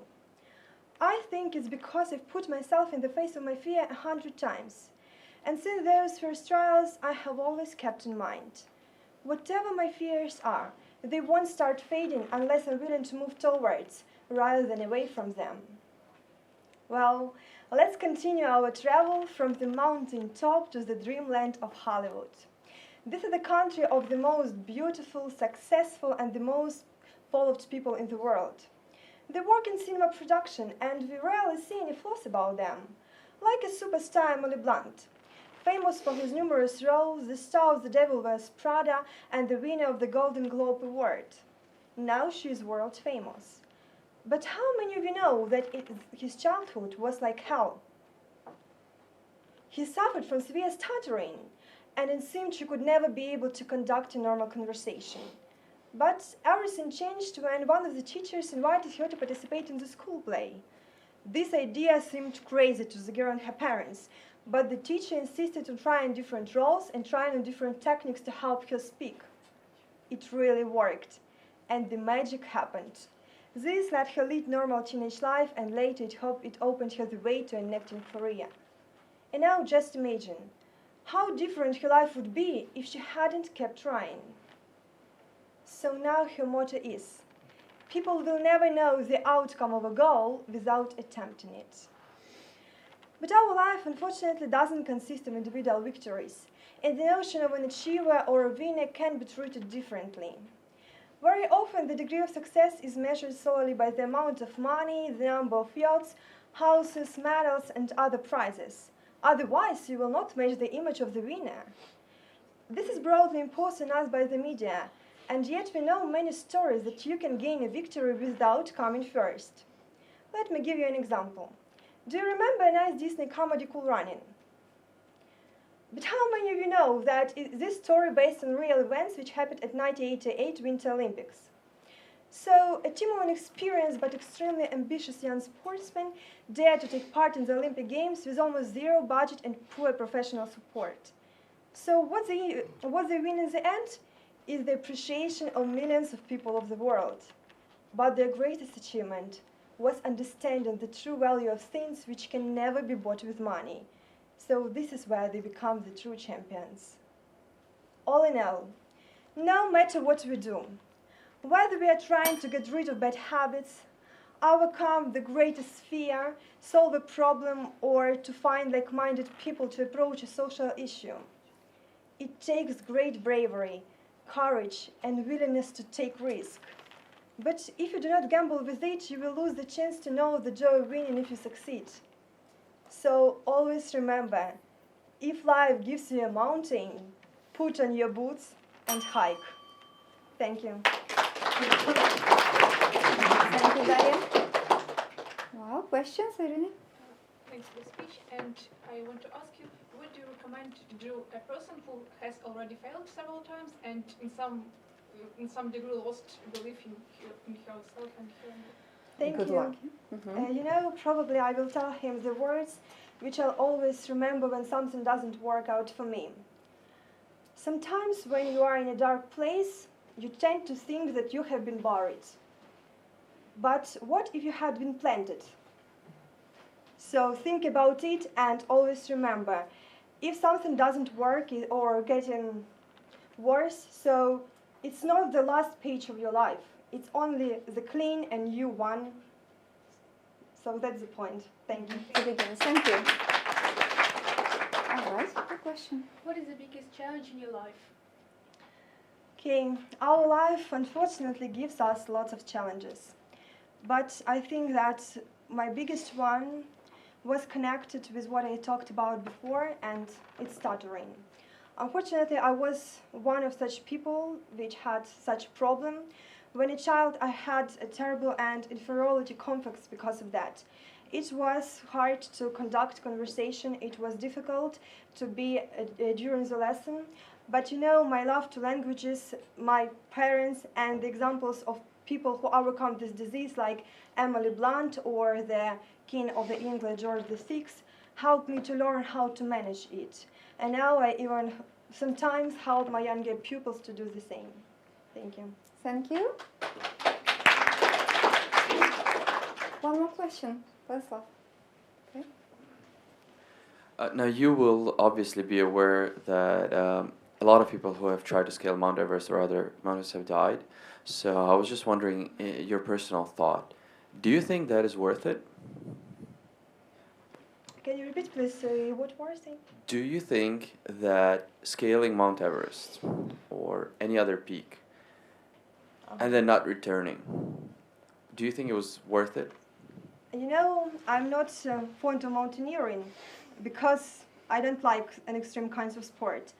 But nowadays, many people think that people who choose like mountaineering and extreme kinds of sports, that it's like, sorry, but adrenaline junkies with a death wish. But I have read that in Australia there was some kind of research, and there was shown that these people are really strong personalities with they won't just have a good experience, that life is enhancing and life-changing. So I think that it's a choice of everyone, and I just admire them. Okay. Thank you. Thank you. And thank you, Daria, for your speech.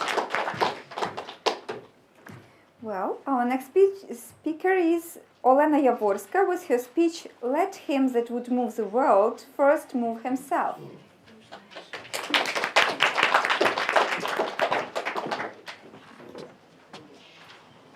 Sometimes I think that I'm far from ideal, although everyone is. We are entirely different. In the whole world, we cannot find two persons that will be the same, that will be alike. Everyone has his character and temperament. Character is a complex of habits, while temperament is a complex of inclinations. And I want to focus more on the second thing. Psychologists defined 4 types of temperament: sanguine, choleric, melancholic, and phlegmatic. And they are different, but sometimes they can be mixed. For example, people can be partly sanguine and partly melancholic, and so on. To my mind, if we discover it inside, we cannot change it, but we can learn how to live with it in our life.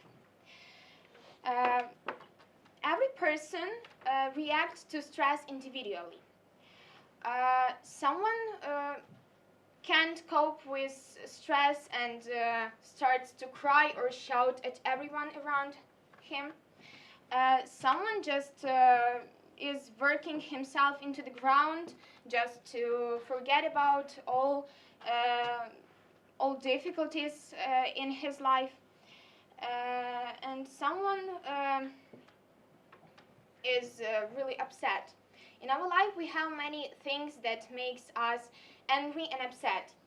And an additional task, and maybe the most important, is to learn how to control our emotions. In my university, I'm taking a course which is called Emotional Intellect. And I'm learning there how to understand myself, people around me, and how to build good relations.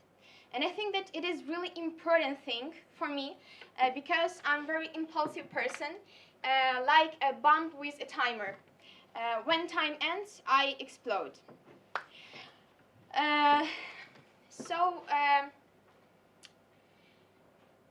This course brought me some useful tips that I think are really cool, and I want to share them with you. The first tip is a method of Pennebaker. Every day, just take a sheet of paper and for 20 minutes write everything that annoys you. Bad feelings, emotions, bad situations, or something that makes you angry, or something that makes you upset. And after this time ends, just break this sheet of paper into small pieces and throw it into a rubbish bin. And forget about it. It helps you to be a more balanced person. And if you will do it for a month, you'll be this person, and you could control your emotions. The second tip is to track your emotions in the app on your smartphone. I use the app that is called Peace, and in this app you can see a schedule of your emotions, when you was the most motivated or the most tired, and you can choose any app that will be the best for you, because we have a wide range in our Apple Store, or in Play Market. And the third tip, it isn't from this course, it is from my own experience. Just sometimes stop, take a deep breath, relax, and say, I don't care. And I hope that, I'm sure that everything will be good. But don't use this third tip too often, because sometimes we must solve our problem. So I want to finish my speech with a phrase of Socrates that I like so much. Let him that would move the world first move himself. Sometimes when we discover something inside of us that we can change, we must try to live with it. And when people know their features and know how to control their emotions, they will be more successful and happier in this life. Thank you. More questions, please? Yes. You talked about the explosion that you exploded. I mean, as I understood, it's your picture of character, and you described it as not like very good. How do you fight with this bad picture of your character, like explosion of your emotions? Because it's not like very good for a woman, especially for her future family life. Yes. With the husband. Thank you for the question. Sometimes I'm trying just to take myself in hands and just to make myself quiet. As I'm a religious person, sometimes I can just pray, and it helps me to control myself and to control my world inside, and it is really good. And I know that it is bad habit, that it is bad inclination, but I'm trying to cope with this. And I know that it is hard for me, because I'm really very impulsive in some situations, but I don't know. I'm using these tips that I've told in my speech, and they really help. Thank you. Yes. Thanks. Any other questions? How often do you Yes. say, I don't care? Not often, especially in the situations that I think that they aren't worth of my attention. It can be just something like not important in my life, and something that will not do harm for other people. Or it is something just like simple situations that aren't so important. In these situations, I say that I don't care.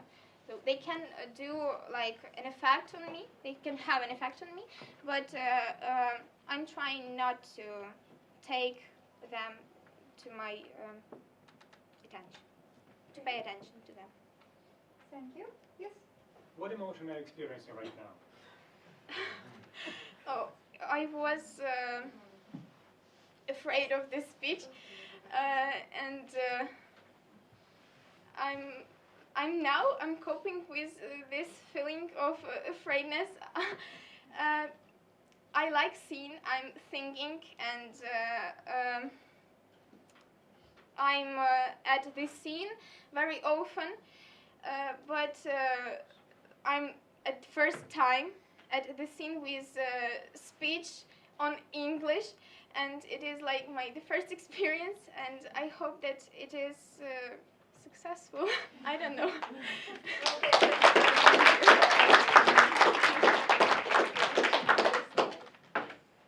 Well, next speaker is Irina Kravtsova with her speech, Don't Allow the Temporal Mist to Deaden Your Rainbow.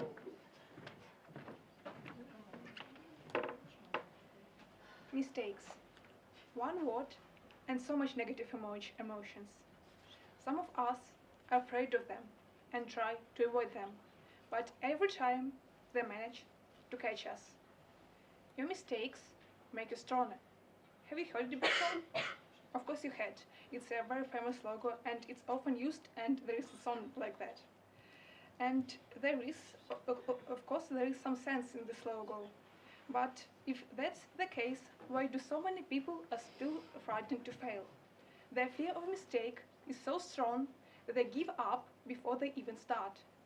The irony is that they anyway make a mistake, which is called survivorship bias. They are total perfectionists. They concentrate on a result of unbelievable success, but completely forget about the process. And talking about working process, it has several stages, and each stage has its tipping point. It's a moment when you cannot step back. And every tipping point is a certain challenge of our motivation. Is my goal worth all these efforts? Am I strong enough to achieve it? Every time we have to answer these questions, and in some cases our decisions turn to be incorrect, or perhaps just seems incorrect. Do you remember the discovery of America by Christopher Columbus? He just wanted to find a new way to India and accidentally opened a new continent. And another example is Coca-Cola.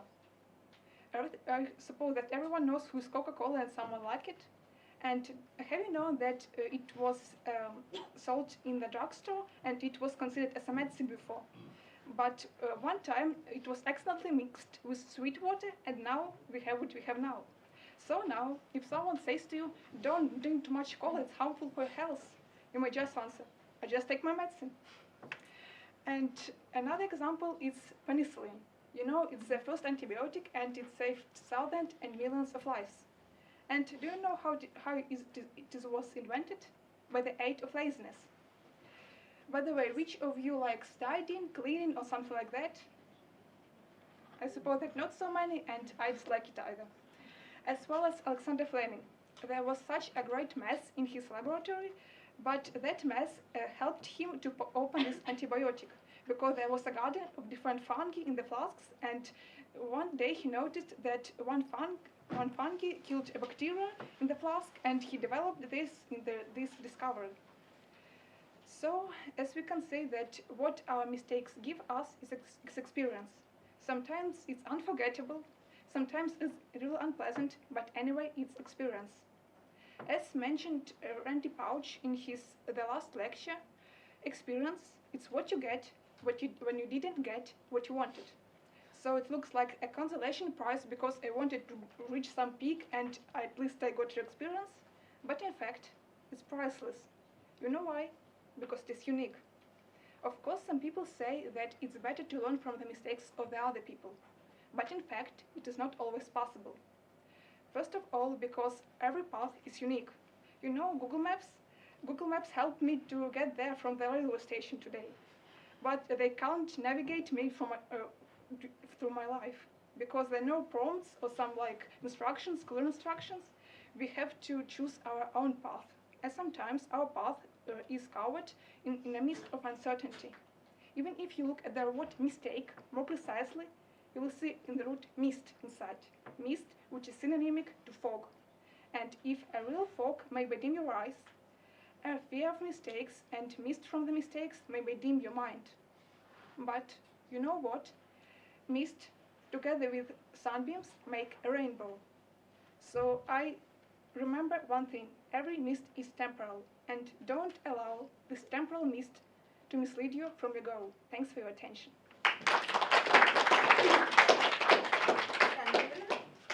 Okay, so many questions. Yes, you're welcome. Before the first one. Yeah, thank you. So thinking of Alexander Fleming, do you believe in luck? I mean, yeah, he discovered antibiotics, but one could, just have it in a room. Yeah, I believe luck. Like, I consider that there's no clear recipe of success, but in some general cases, it's like hard work plus a bit of luck. Because I think there is some chance in our life. There is some, some several conditions flew together in one great thing happen. So I think yes. Thank you. Thank you. From the jury, I'm sorry. Yes, James.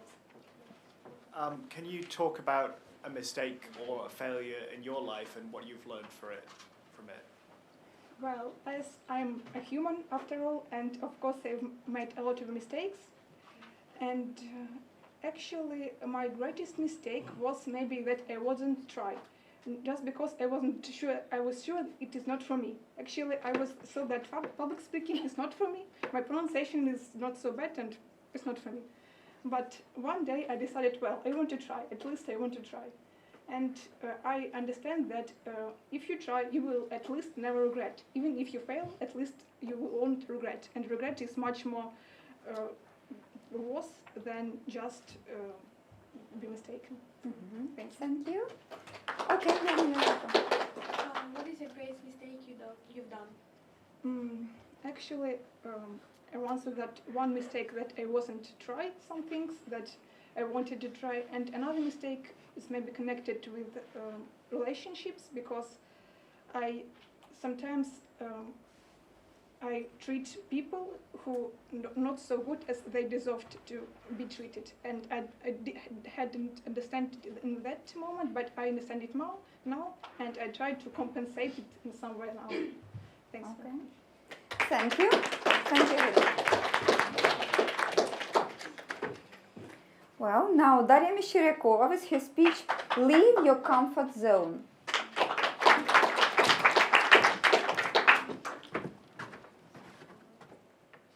Let's wait for a second. Hello everyone, my name is Daria Meshcheryakova, and I'm honored to be here today as a representative of my own town in Kremenchuk, Poltava region, and Lyceum number 17 Vybor.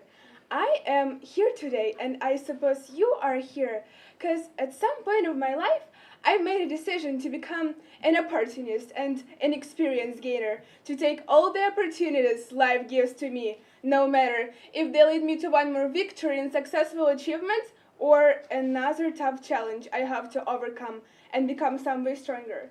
Because every time when people leave their comfort zones where they feel safe and in control, they step the path where they first feel lack of self-confidence, always find excuses, and are affected by others' opinions.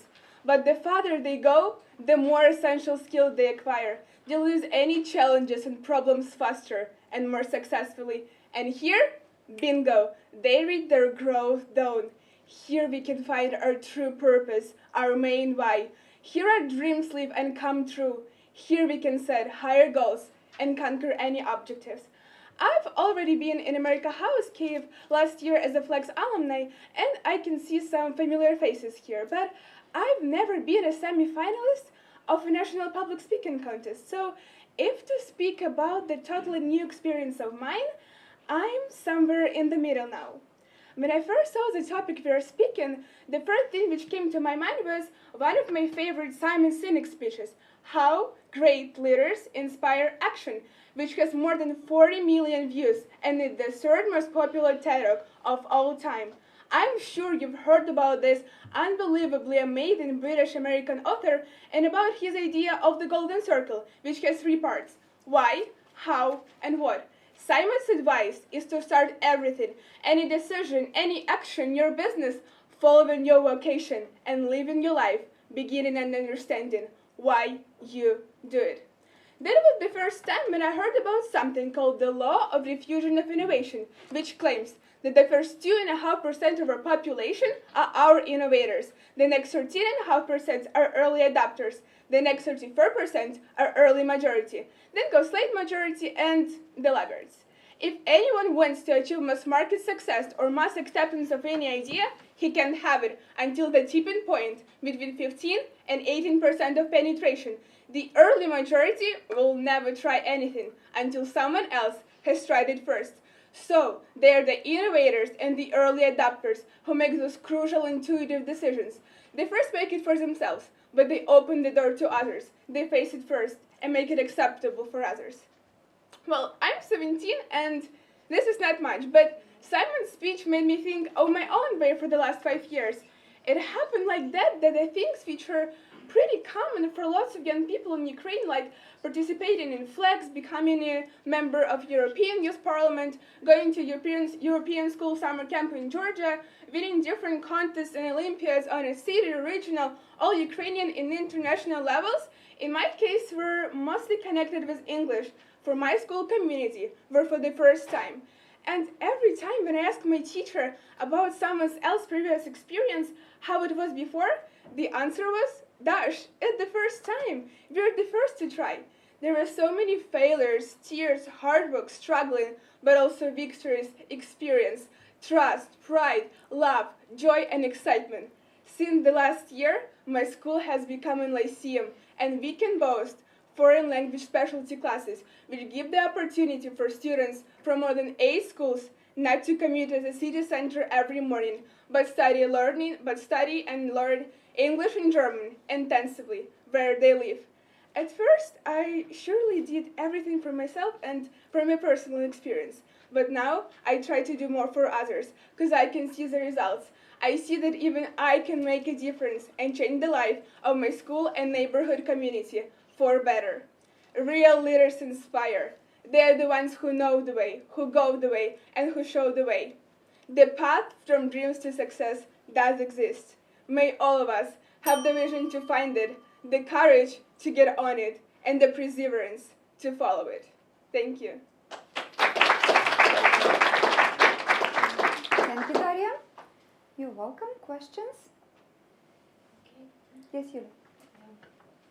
Yeah, thank you for your speech. My question is it today's speech, is it your comfort zone actually, or you still had to leave the one? Sure, it was going out of the comfort zone. Like, actually, public speaking is considered the most, the people who, if you ask about fear, the more people will have, and they will say that public speaking is the #1 fear. And for me, of course, it was still going out of the comfort zone because I was in a new place. I didn't know many people there, and I don't know the reaction of people. I don't know what they think and what they experience, but and definitely it was going out of the comfort zone. But I think that I'm overcoming and I'm stepping a step ahead. Thank you. Wonderful. What do you think about the theory that the progress and the evolution and many great innovations of the humanity have actually been a product of people trying to stay inside the comfort zone? Well, yeah, that's a really good question. And with, I love the book of Yuval Noah Harari, The Homo Deus, and he talks about the innovations, and he talks that actually, we don't know what will happen in future, and there are some innovators who are making those changes, but there are some people as laggards that are not accepting those changes. But in the end, if the laggard thinks that they're staying in their comfort zones, but the one who are early adopters and the one who are innovators, they're accepting this and they're making that real. They're making it work. And so the laggards, in the end, they will have no choice. Even if they stay in the comfort zone, the change will happen anyway, and so the innovations will still be happening. Okay, thank you. You're welcome. Are there any other ways to grow grow as a personality other than feeling uncomfortable? Of course, like for example, all of us have fears, and for example, if for some people it's a fear of like going out of the comfort zone, and for some others people have other fears, but some people may not have fears.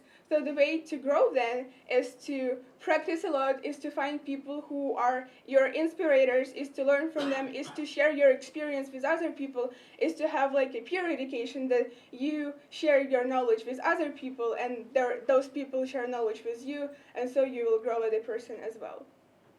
Okay, thank you. That was the third question for you. Thank you, Daria. Well, friends, so that was the last prepared speech for today. So now we all can have about 40 minutes break. So we will start our impromptu speeches at 2:20. I would like to ask all the participants to leave just with me for a few minutes to explain to you something, yeah? And then we will have this lunch break. Thank you.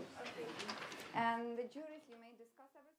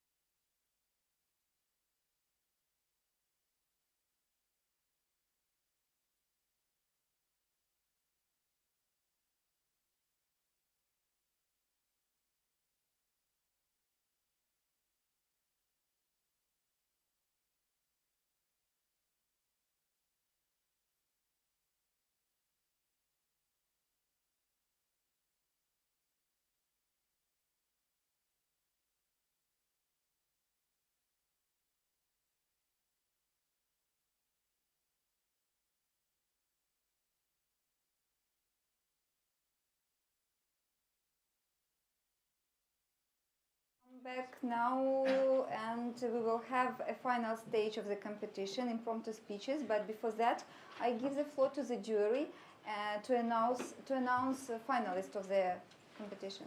James, you're welcome. Will you just? Okay. And maybe you will give a kind of feedback about prepared speeches. Very short. Yeah, well done to everyone. It was really difficult to find finalists. It's like the Olympics. At the end, everyone's so good that you're just looking for tiny differences. So we have decided on who will be going through to the next round. So in no order. So this is not an order of first to last. Anastasia Salova, Nicole Korolchuk, Veronika Zimon, Alla Krivyak, Daria Pushchina, Daria Meshcherakova, and Yulia Odinets. Yeah, let's do it. Well, Yulia Mykolaievna, will you please help us, yes, with the participants? So the first person will choose now the topic, which is here, and the first participant is Veronika Zimon. You will have 10 minutes to prepare that. I will speak a little bit about the...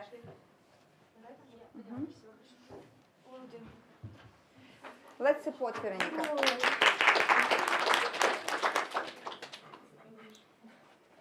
You will get 10 minutes to think. Yeah, just you will tell us the topic a little bit later when you come to. Yeah, you will return to this room. So follow Yulia. Okay. Yeah. Thank you. And we will have the picture on the screen where Veronika will be thinking over the topic. So the participants are required to deliver an impromptu speech on a topic they choose now, and every participant will have a different topic now. The time for thinking over is 10 minutes. Participants should aim to speak from 2 to 3 minutes and not more than 3 minutes. Each speech will be followed by questions, and each participant will be asked not more than 3 questions. The timekeeper will record the length of speech and will also give an audible signal after 2 minutes, 2 minutes 30 seconds, and 3 minutes. And while we are still waiting for the first speaker to speak, so I would like to say several words about the international public speaking competition, because today the judges will choose the best speaker who will represent Ukraine at the international public speaking competition, which will be held in London in May 2020. The International Public Speaking Competition brings together the best young speakers from all over the globe for a week of international cultural exchange and public speaking contests.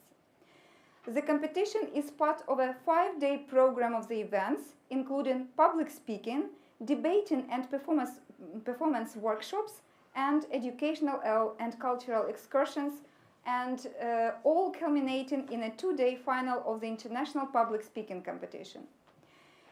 And today we have with us one of the previous year's winner of the National Public Speaking Competition 2014, and he presented Ukraine that year at the International Public Speaking Competition, Vladislav Danileyko, and I would like to ask him to share his ideas, impressions about the international competition. Thank you. Yeah, maybe just for everybody to see you in public speaking. For you to experience one more time.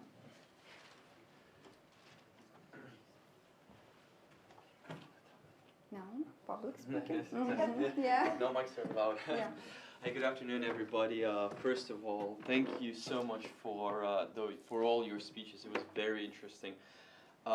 Whenever I heard something from a personal life story, it just it touched and it was really, really great. And it takes a lot of courage to come up on stage and to do a presentation. So I congratulate you all. And you're truly a remarkable bunch, and what you're doing is really, really great. And I wish you all the best going forward to everybody in this room. I've also see here a lot of parents, boyfriends. You guys doing also a really good job with all your support. Trust me, that is also very needed, especially in moments like this. So another thing that we are blessed with is having this facility and the technical arrangements that are prepared by our Can I Great. just interrupt you Yeah. for a minute? Because according to the time, we should ask the second participant to take the topic and we'll go to that room. So the second participant is Alla Kriviak. Will you please take the topic, okay? And you may follow. Yulia is not here. Okay, so yeah, Larissa, yeah, Alexander will help you. I'm sorry. Yeah, it was It's okay. according No, of to course. the time, yeah. No, we need the impromptu speeches to Yeah. proceed with competition. Take the topic. Let's support Alla. So please follow Alexander. He will help you too. Yeah. Thank you. So Thank you. So as I was saying, our great friends at America House have organized a very good stage with all the technical facilities, and you guys now can utilize the videos of your speeches and to look back at them and to analyze. And this is something that personally in my year, I don't think I have video of our performances, which is maybe a good thing. I think I would be too embarrassed to look at that. But it's different for you, and I think it will be on the YouTube. So I encourage you to go back to look at it and to develop from there. From all of the judges, I've received their express consent. We welcome if you approaching us. If you need any feedback from one of the judges or from all of us, personal feedback, you're welcome to contact us. I think Nadia has all of our contacts and you can reach out. We will be more than happy to be in touch with you if you send us the time code of your speech where you're performing. We will be happy to go back, look at your speech again, give you personal feedback. We will obviously not discuss with you how other judges, what they thought about you, what we had, the deliberations that we had in the judges' room. This will be something separate, but our personal feedback, what we think, we will be more than happy to provide it to you. And so yeah, please feel free to get back in touch. This is an amazing opportunity to develop going forward to everybody. And the last thing is Nadia asked me to talk about London, but I'm sorry, this will be a very small, but it will be a coup because London is definitely great, and I'll be more than happy to share the experiences there.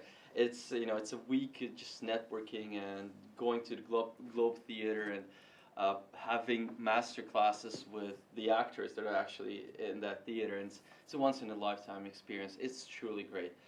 But it's all there on the web. You can see the videos. I just wanted to mention one more thing, Nadia, if I have maybe sure. 1 or 2 more minutes. So last year, I think I was here, and I might sound repetitive to the guys who have been here, but I was talking about how important it is to stand up in times like this, to stand up for what you believe in. And we've actually, with my friends, we went on Thursday to see a very good movie. It's Cherkasy. It's called Cherkasy. So it's about a Ukrainian warship, a mine thug. That was that was actually the last Ukrainian ship in Crimea. And it told an amazing story about just several young guys who decided not to give in to the provocations from the aggressor state, and who decided to stand up for what they felt was right and for what they believed in. And so when they were actually the last ship in Sevastopol, had nobody to support them, they locked themselves in a very small compartment in the tug. And when the Russian soldiers came aboard, they just locked themselves in, and they didn't give in for hours until that room was so crammed, it was so warm that they didn't have air to breathe. That's when they finally conceded, but with the captain just saying, okay, we give in, just let us have our flag, and we will step aboard. This story is an inspirational story again about young people who stood up. But you don't need weapons to stand up for what you believe in. You have a great asset, you have a way to talk, you have a way to deliver your ideas through speech. And I encourage you to stand up for what you believe in, to talk about the things that worry you, and to convey your ideas in public, in private. Use that asset. You all have a very good thing going on for you, and I congratulate you all. I'm sorry for taking up this time, but thank you, and good luck to all of you. All the best today and in your future lives. Thank you. Thank you. Thanks a lot for this one. Well, I would like to ask Yulia Odenet to take the topic, okay? And Alexander, can we ask the first person? Yeah, 10 minutes has already. Yeah, have passed. Yeah. Will you please follow Alexander? Okay, so and we will have the first speaker just in a minute. Nina, will you please take your seat because we need a timekeeper?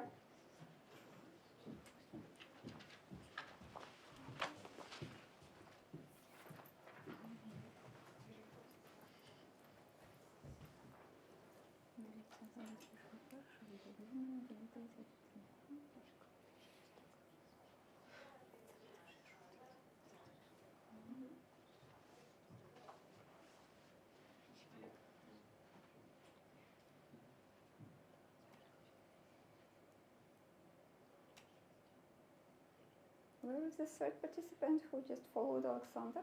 They're downstairs? We can't see them. So, because we need the first person, the time has passed already.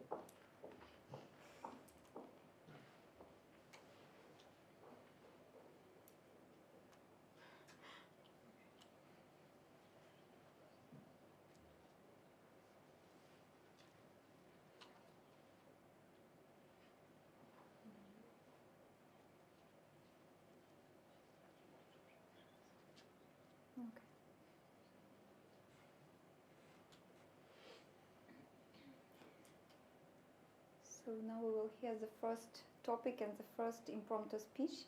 Just try to be supportive. And please do remember it's not the English language test, okay?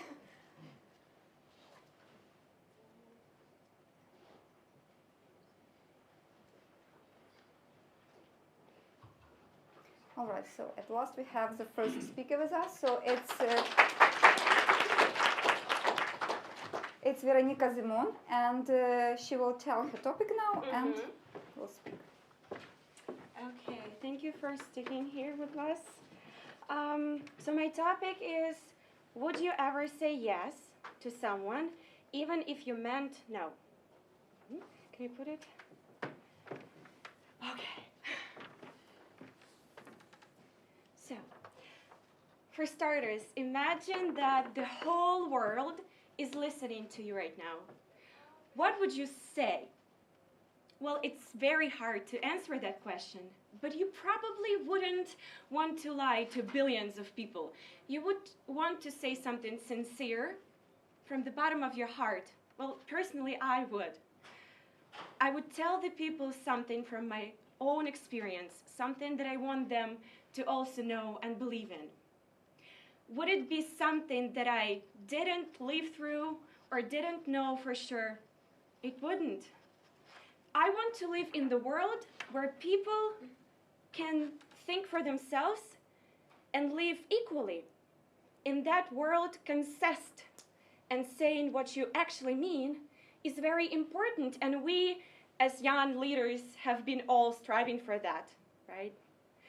When someone says no to something that they don't want to do, that's fine. When someone says yes to something that they desire, that's fine. Consent, physical, mental, political, your personal consent is very important, because if someone forces you to do something, you don't want to be the person who follows the consequences of a choice that you didn't want to make. Information changes everything, right? When you find out something, even today, that you did not know before, you are now empowered to move into the place that you used to not be able to go to. And when a person hears something that you don't mean, they make a wrong choice. They make a wrong conclusion about who you actually are. So to answer my question, no, I would never say no or yes to something that I wouldn't want. Because if you asked me 2 years ago, I would be confused. But now, living through my experience, I want every one of you to only choose by what you are and what you stand for. Because otherwise, we would never be happy. Thank you. Thank you. Oh, I'm sorry.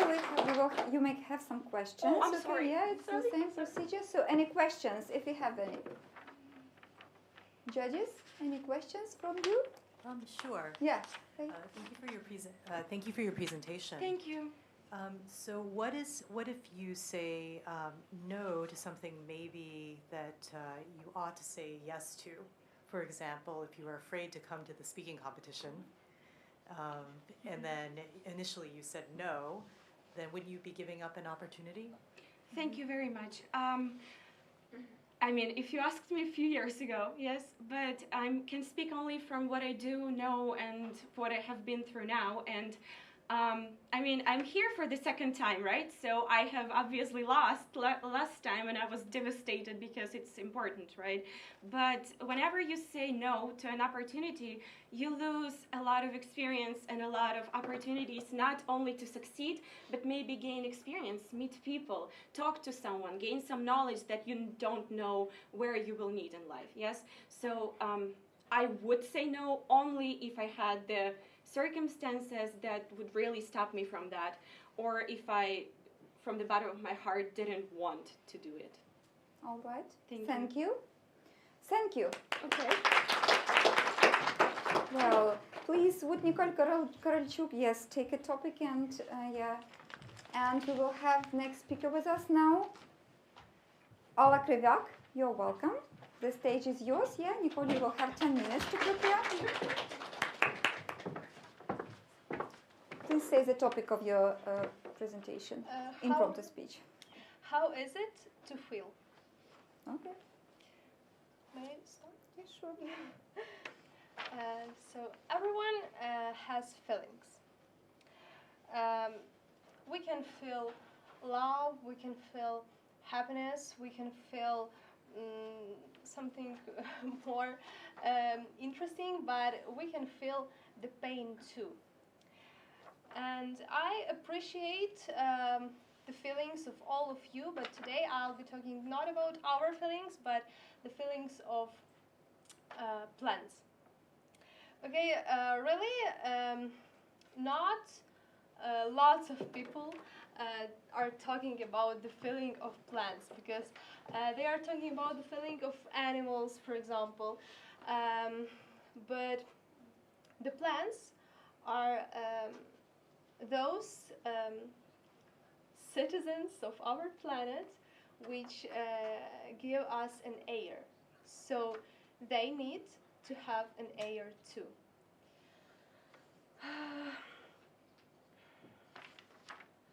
We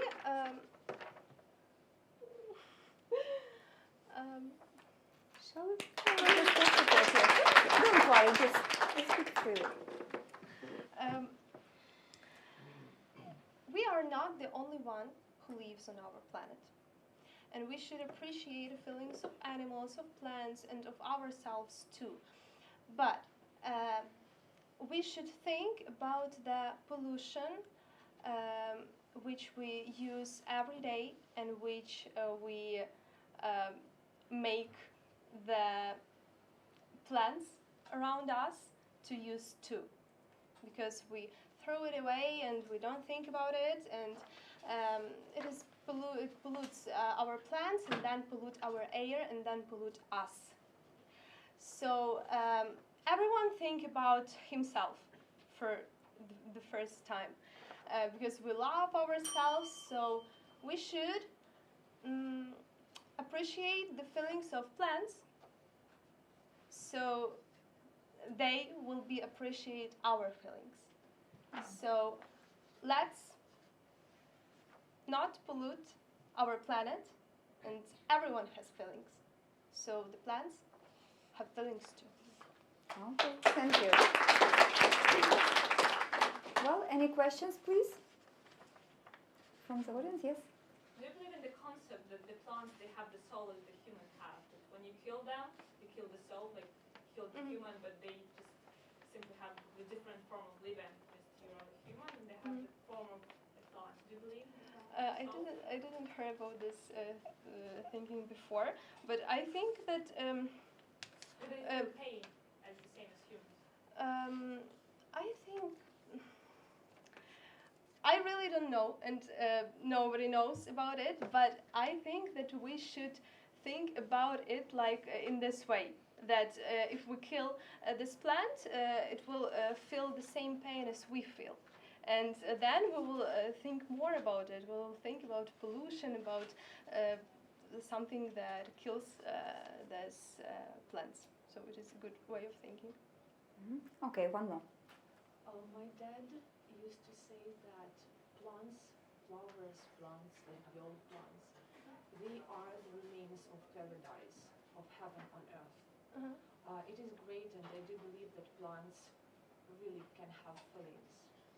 Can you explain your choice? Why not animals? Why plants? Why you decided to speak about plants? First of all, my topic was to speak about plants.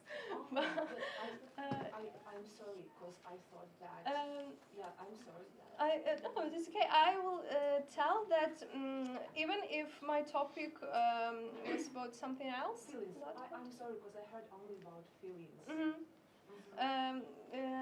Even if my topic would be about something else, about feelings, but someone else, not plants. I will definitely choose the same topic because everyone talks about the feelings of humans. Everyone is talking about the feelings of animals, but plants, people talk about it in very abstract aspect because I think that we should speak about it more. Okay, thank you. Thank you very much. Now the next speaker will take the topic, and the next speaker is Daria Puchnina. And yes. Dasha, will you follow Alexander? Yeah. And now we have next speaker, Yulia Odenet, with her topic, and she will tell us the topic. Okay, so my topic is, does it upset you when you have to say no when somebody asks you for help? From our early childhood, we're taught by our parents, our teachers, that we're supposed to be good, to do good, to be kind to everybody. Nowadays, the culture of volunteering is spreading very quickly. But do we understand what it really means? For me, being good and help to other people does not mean to sacrifice your own self for the good of somebody else completely. It does not mean to give your last shirt to a needy person. It goes into something deeper. I know a man who finds his life mission into helping homeless people. But what he does, when he meets a person who has no home, he tries to understand the life situation in which this person occurred to be. And he does not give all his money. He does not, he does not want to sacrifice his own life to this person, but he tries to provide this person with an opportunity. He can share some food. He can share with this person information about a shelter where it can spend the night and some organization that can help this person so he or her can therefore find an opportunity to find a job to provide him or herself. For me, it's about giving a needy person a fish pole so it could go fishing on his or her own. There is, probably many of you have heard about the Maslow's hierarchy of needs. It says that you cannot think about self-actualization, about reaching some really high goals without being provided with some basic necessities like food, air, if you have no bed to sleep in, if you don't feel safe, because you will be concentrated on satisfying your basic needs. So if you see that a person has a great potential to reach something in life, if a person has some need, it would be so much better if you help this person to provide these basic needs, and then you may share your own experience and give some emotional support so the person could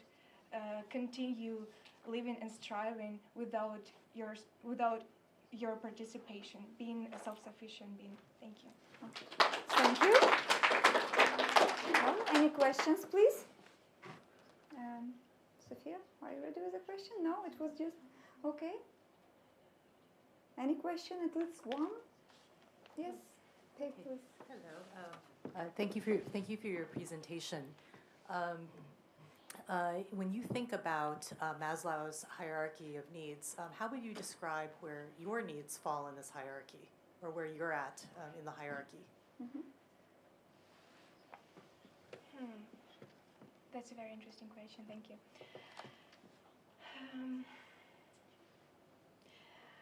I think that I'm striving to reach the top, but at different times it's different. Right now I'm here on this stage because once I felt that my other needs were satisfied, that I had enough support from my parents and from my friends, that I had some well-being at home, that everything was fine, that I was provided with an opportunity to think about achieving some goals and working on becoming better. And thanks to, because of those needs were satisfied, I can stand here on this stage and get out of my comfort zone to think about becoming something better than I was before. Thank you. So would please Daria Meshcheryakova, will you just take your theme, take your topic? And would you please follow Alexander? Yeah. So, and we have now the fourth speaker, Nicole Karolchuk, with her speech. Yes. So, great honor to be finalist today. The title, give the title. My title is "What New Holidays Are Needed in Your Country?" Okay. So, being in America House, I just want you to think of the U.S. What's the first word that comes to mind when you think of America? Leadership, right? Leadership in digital technologies, and well, probably everything globally. Even Trump's policy is based on statement, "Make America great again." Okay, and then I want to think about Ukraine. What's the first word that comes to mind when you think of our country? And I strongly believe that it's democracy.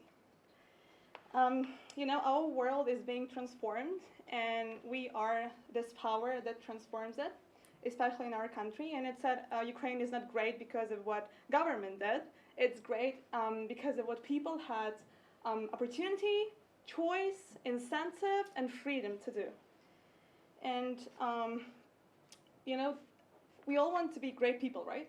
We all want to live great lives. And unfortunately, there is no secret formula for becoming great.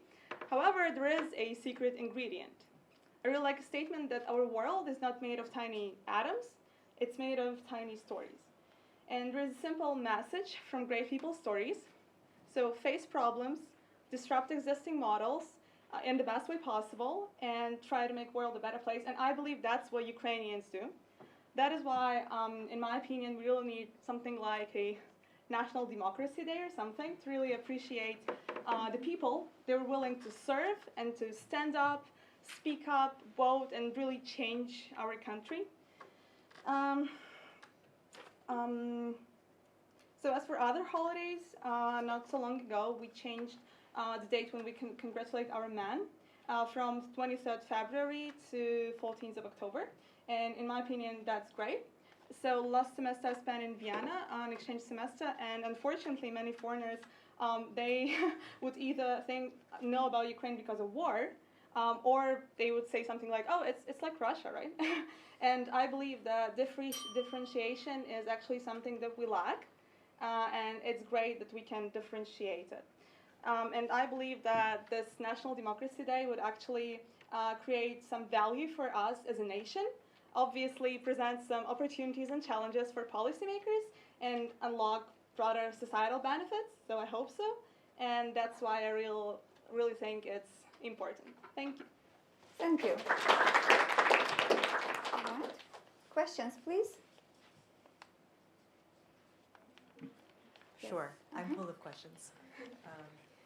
Thank you for your presentation as well. How would you describe the particular characteristics of Ukrainian democracy as compared to other kinds of democracy? Okay, thank you for your question. So, in like say ancient Greece, people would just gather, and everyone actually had the right to vote and a choice, an opportunity to vote. And today the system is like this: that we choose the representatives, right, and they represent our ideas. And now there is a new tendency which is called liquid democracy, which I think you've heard of. So as our world is being transformed by digital technologies, it's also presenting new opportunities for, democracy, right? And now we can have an opportunity to, I hope that we will in the nearest future, have an opportunity to either choose a person who will direct our voice or vote for ourselves. And thus, all the voices will be heard. And, we obviously had traumatic and unprecedented experience in 2014. That's when it all went really bad, and Ukrainians just showed that no matter what struggle we need to go through for a better future, we will do it. So, yeah, I think that's what our democracy is, just going forward no matter what, and really making our country, the best it can ever be. Thank you. All right, thank you. Well, so now the last participants, the last finalists will take the topic. Anastasia Salova, will you take the topic, and you will get your 10 minutes to prepare. And we have now an impromptu speech by Daria Puchnina with her impromptu speech. Yes. Is marketing art or science? Mm-hmm. Okay, marketing. What are your first thoughts when you hear this word? I think that, oh my God, it's again the advert of mayonnaise or different medicine, yes, because everyone, when we watch movies or something which we like in YouTube or different channels, we see different adverts, and every time we think, it's so boring, I can't see comfortable my movie, and so on and so on. But let's try to think about it, and let's see it from another point of view. Raise your hands, please, who have an Instagram. Most of you, yes? And it's very, I will tell you that every of you try to make the best photos, to write a great post, to show yourself from a very beautiful view. So you try to make your imaging very good. So what I mean that you do a marketing of yourself, and it's still a marketing. So we should remember that, of course, sometimes it is boring, but sometimes it can help you. For example, everyone know a famous singer and artist Shakira, yes? But how many of you know that she has a Barefoot Foundation, which she founded in 1997, as I remember. And once she told that thanks to marketing, a lot of people see about her organization, and a lot of them try to join and try to help her. But I will tell you some more about it. She from Colombia, and she tried to build schools for children because as you know, Colombia, it is the country where a lot have almost nothing, and only a few have a lot. So I want to tell you that marketing, it is definitely art. It is art. It is art to make something better, to show it from a good point. And I think that we should not think that, oh my God, it is so boring, and no, I don't want to see it, but just it's work of some of people, and it can help in difficult situation or to join someone. So that's the point. Thank you. Thank you very much. Questions, please? Yes. As we are talking about marketing, what is your favorite ad on the TV? Favorite ad? My favorite advertisement on TV I have recently seen when I was looking on YouTube TED Talks, yes, and I saw marketing of a new foundation which helps people to become to believe in themselves, and they do it no for money. They just post some important things, and really I go on this page and I read very useful information for me. So since those times, this is my favorite advert. Thank you. Mm-hmm. Thank you. All right. Any more questions? Yes, please. What is art, in your opinion? Art, okay, thank you. Art, it is something that we cannot see, but it is definitely the most important part of our life, because there are a lot of kinds of it. For example, art to make your country better, art to believe in yourself, art to even art of studying. So everyone which we have in our life, every component of our life, it is an art, because all of this, so that's the point, yes. I think that every component is an art, and we do it. Thank you. All right. Thank you, Dasha. So you may take your seat. Thank you. Okay, our next speaker is Daria Mishcheryakova. Please, will you say the topic of your impromptu speech? Your health is your wealth. Well, talking about money, with a huge budget and with having money to burn and go paying the town rent, you can definitely buy support. You can buy votes in elections, but you cannot buy real friends, you cannot buy real family. And most importantly, with a huge amount of money, you can definitely buy the most expensive medicine on earth and the best treatment, but you cannot buy health. You're the only one for yourself. But sometimes we really forget about that. Sometimes we think about fulfilling somebody's expectations. Sometimes we are so overwhelmed by assignments, homework, different tasks that other people ask us to do, and we forget about our own health. So what is health for me? Well, health for me is about giving.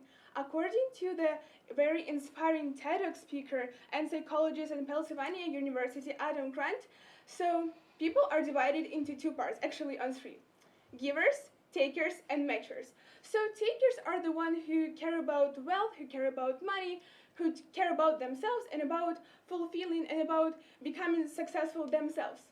But matchers are the ones who kind of in between, but the givers, they're ones who care about somebody else succeeding. So for me, when I see other people succeed, when I see other people, how they are becoming successful in what they do, how they pursue their careers, how they pursue their goals, and how they achieve them, that's, for me, that's health, when I can see that.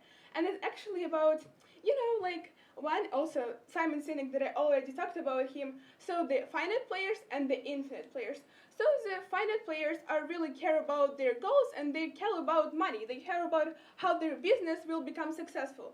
But the infinite players are caring becoming better themselves. They are caring about their own health, and they care about becoming the better version. They care about becoming the step, the better for themselves. And I'm feeling full and I'm feeling healthy when I can give something to people. And I value relationship with people. And according to actually the Harvard research, which was taken for more than 17 years, relationship is what really matters most. How you interact with people, which people you have around yourself. And so my message today is care and value your relationship with people and people who you surround with yourself. And most importantly, be a giver, not a taker. And you definitely be healthy. Mm-hmm. Thank you. Question, yeah. Would you agree with the statement that a person is the sum average of the 5 closest people that he talks to? Yes, definitely, 100% sure, because we are defined by our surroundings, and the saying that tell me who your friend and I'll tell you who you are. So we are who we are surrounded with people with. So if I'm not feeling that I'm not in the right community, I'll go and I find the right community. I'll find the community who I can feel that I can give to and who can give to me also, so I can learn more. Thank you. Okay, James. Thanks for your speech. How would you stop the people around you, people who you care about, from becoming obsessed with their personal wealth?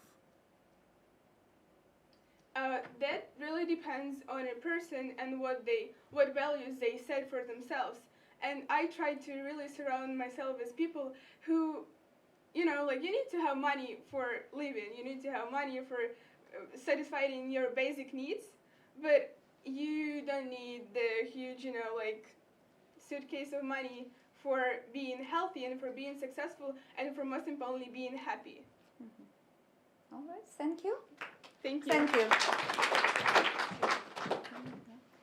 So, we'll have the last speaker now. And so, okay, maybe I will speak a little bit more about our next steps. So, we will give 15, after the last speech, impromptu speech, we will give 15 minutes, about 15 minutes for our judges to decide about the first place, about the winner and the runner-up.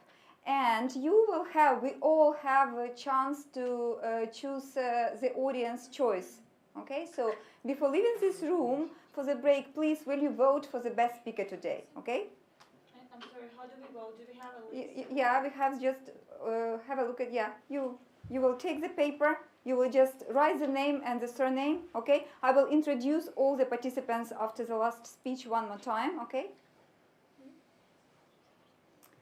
So, our last speaker today is Anastasia Salova with her speech.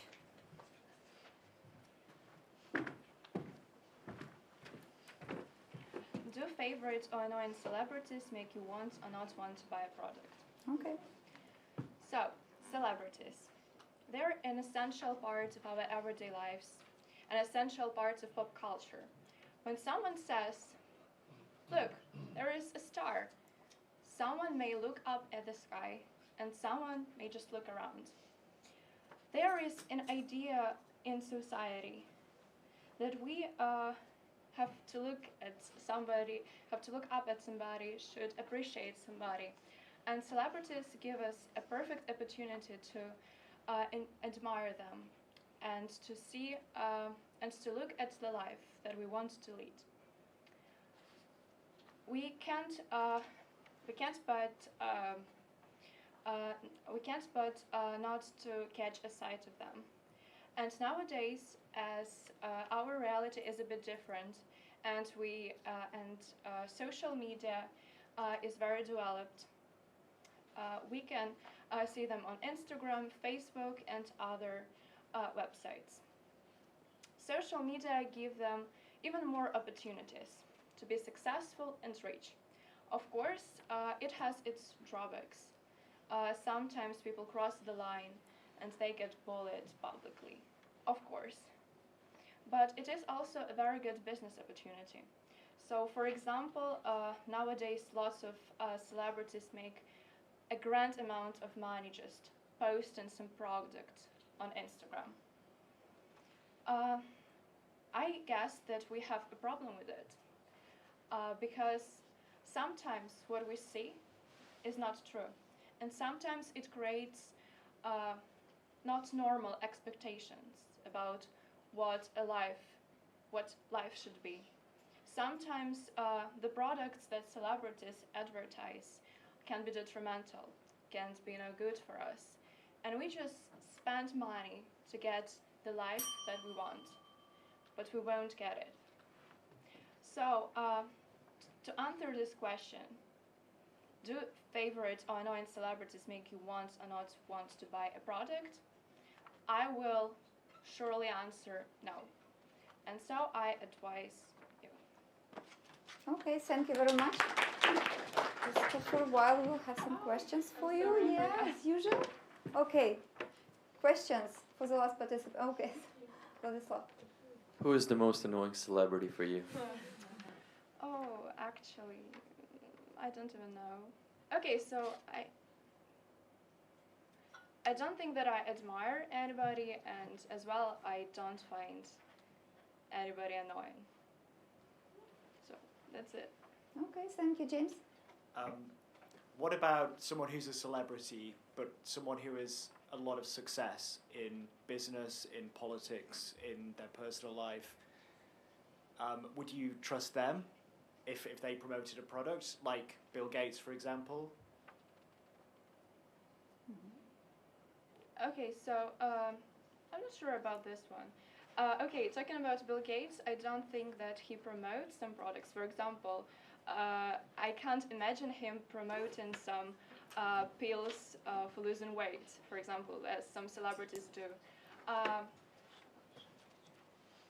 I know that he has this kind of book lists, so that's a good recommendation. Actually, I would go for it. But otherwise, no. All right, thank you. The last question.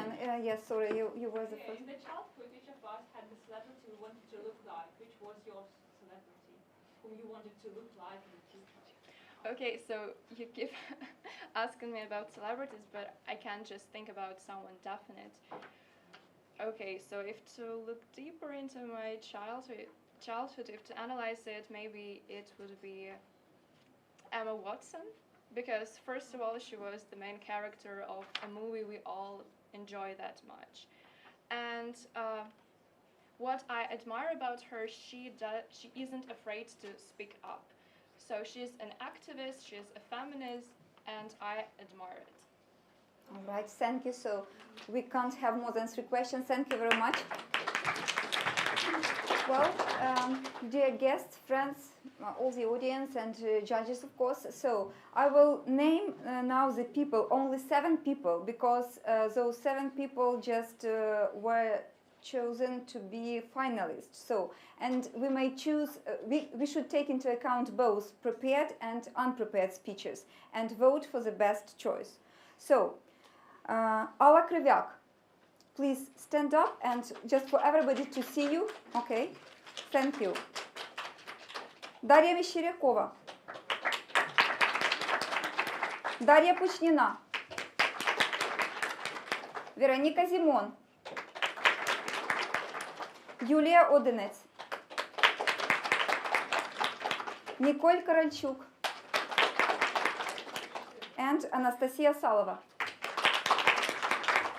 So before leaving the room, please take the paper and write down the surname or name and surname of the person whom you consider the best speaker today, taking into account both prepared and impromptu speeches. All right, and we will meet here in 15 minutes.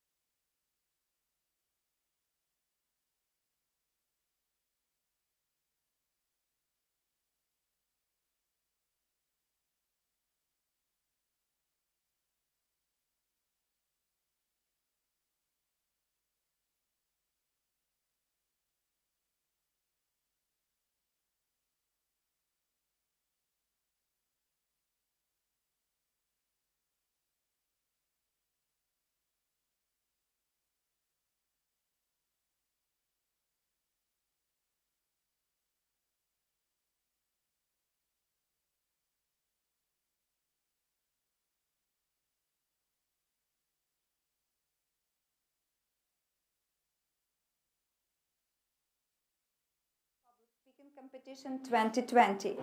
So, before going to the next stage, I would like first present, so not present, but on behalf of the ESU Ukraine, we shall award all the semi-finalists with their certificates of honors. Okay?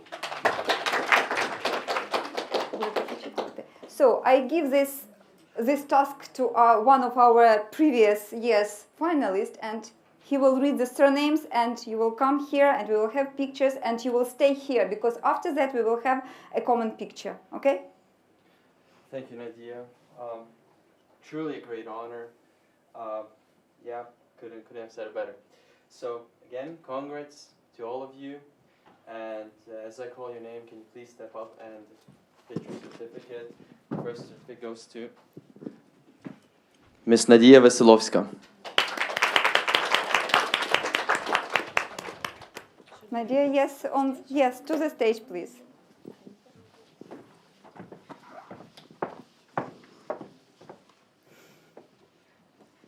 Miss Veronika Zimon. Zimon. Mm-hmm. I'm very sorry if I put the emphasis wrongly. That's fine.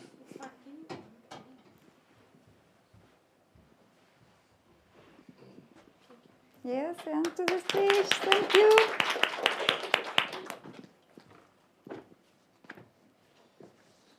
Miss Julia Odinets.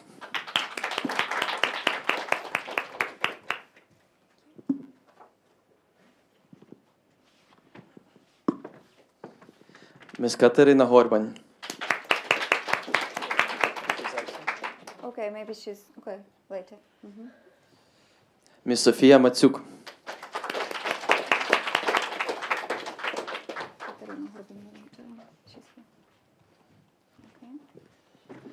And one more time, Miss Katerina Horban. To the stage, please. Congratulations. Miss Nicole Korolchuk.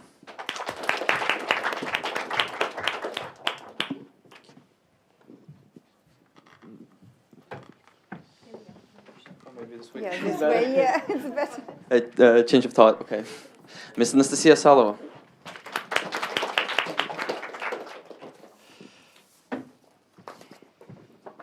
And Mr. Vladislav Dobrov.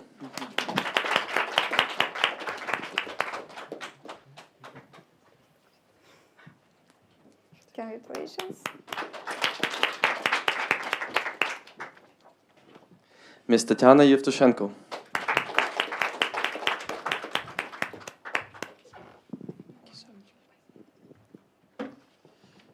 Miss Anastasia Rudnitska. She's not here today, so she should come here.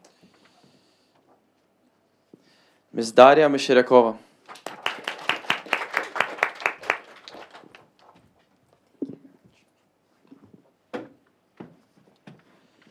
Miss Irina Kravtsova.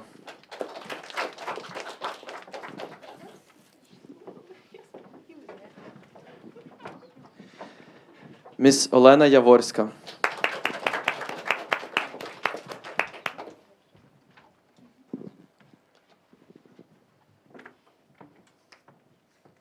Miss Daria Puchina.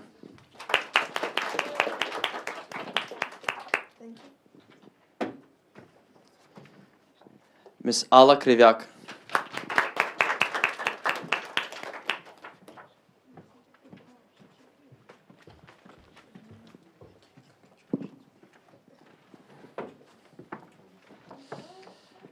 Miss Sofia Христонько.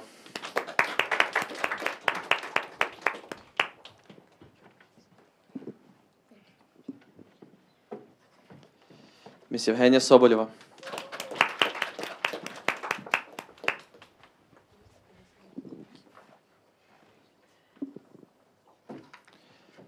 Miss Jana Bonder.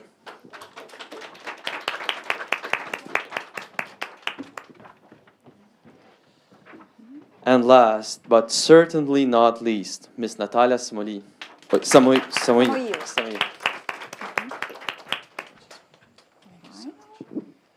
Congratulations to you all.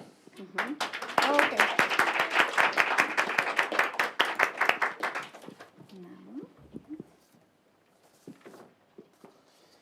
So now 3 most important people, the winners, or so we have 3 places. So the audience choice, the person whom you've chosen, then we have the runner-up, and we have the winner of today's competition.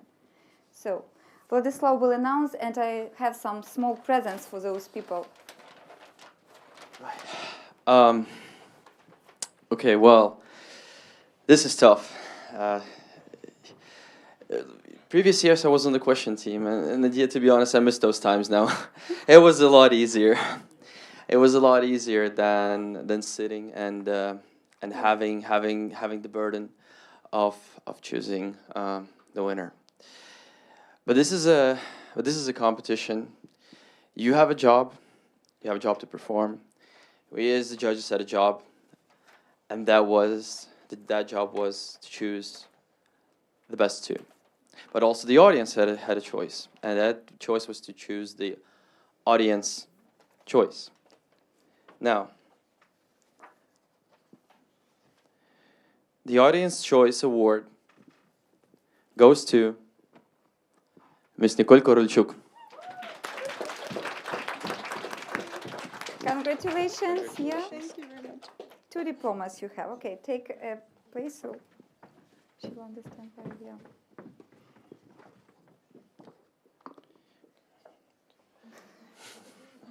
Too early. Okay, so it all boils down to this. And by a very, very narrow margin, with almost nothing to separate the top 2 speakers, we award the 2nd place to Miss Veronika Zimon. Congratulations. A small present for you and 1 more diploma for you. Congratulations. Yeah? Yeah, so to the stage here. Still to the stage.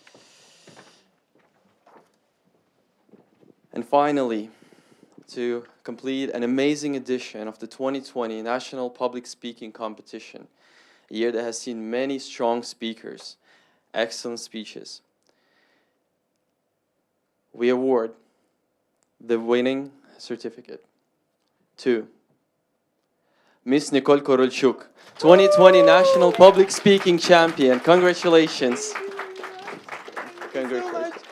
On behalf of the ASU, my congratulations. Yeah. Okay, to the Big stage, please, here, and let us take a picture with judges, with all the participants. Dasha, are you taking the pictures here? Okay. Mm-hmm. And I would ask all the judges just, to be on the stage. Yeah.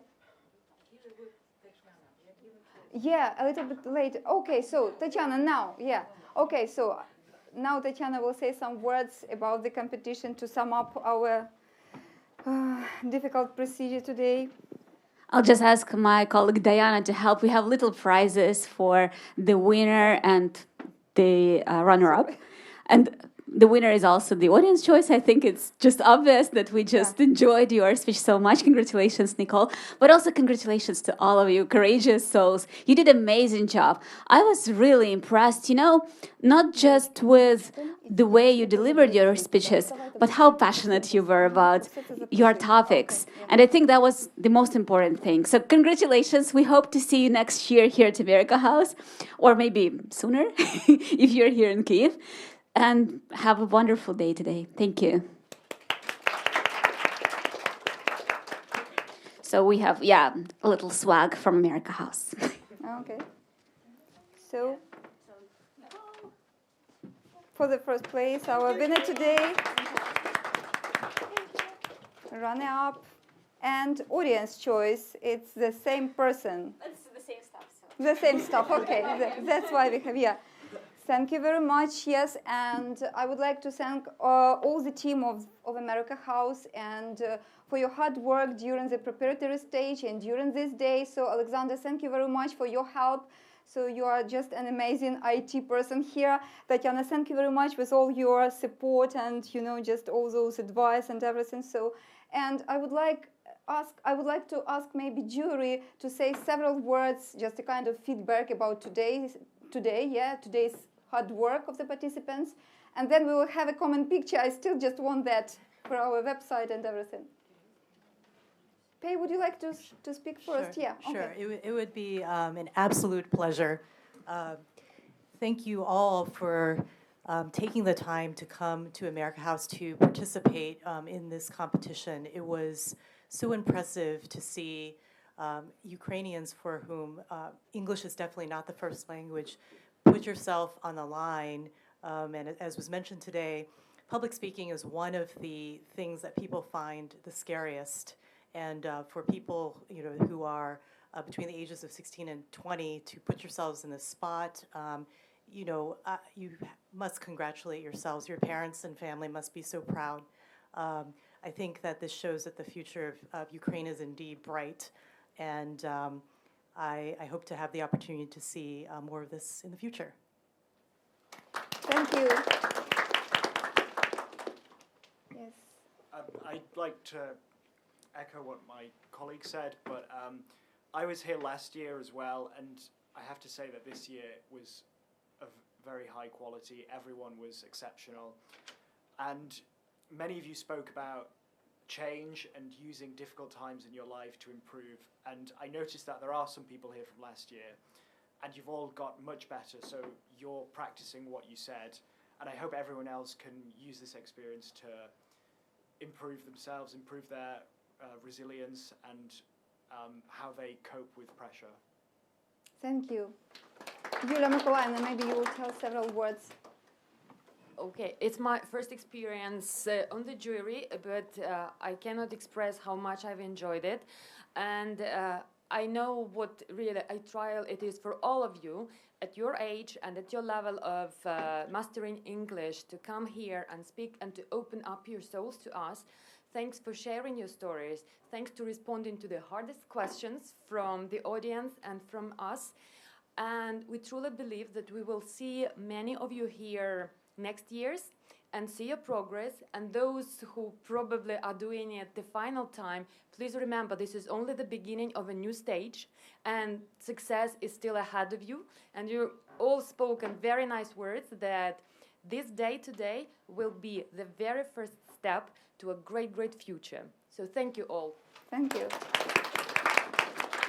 Marisa. So my best congratulations.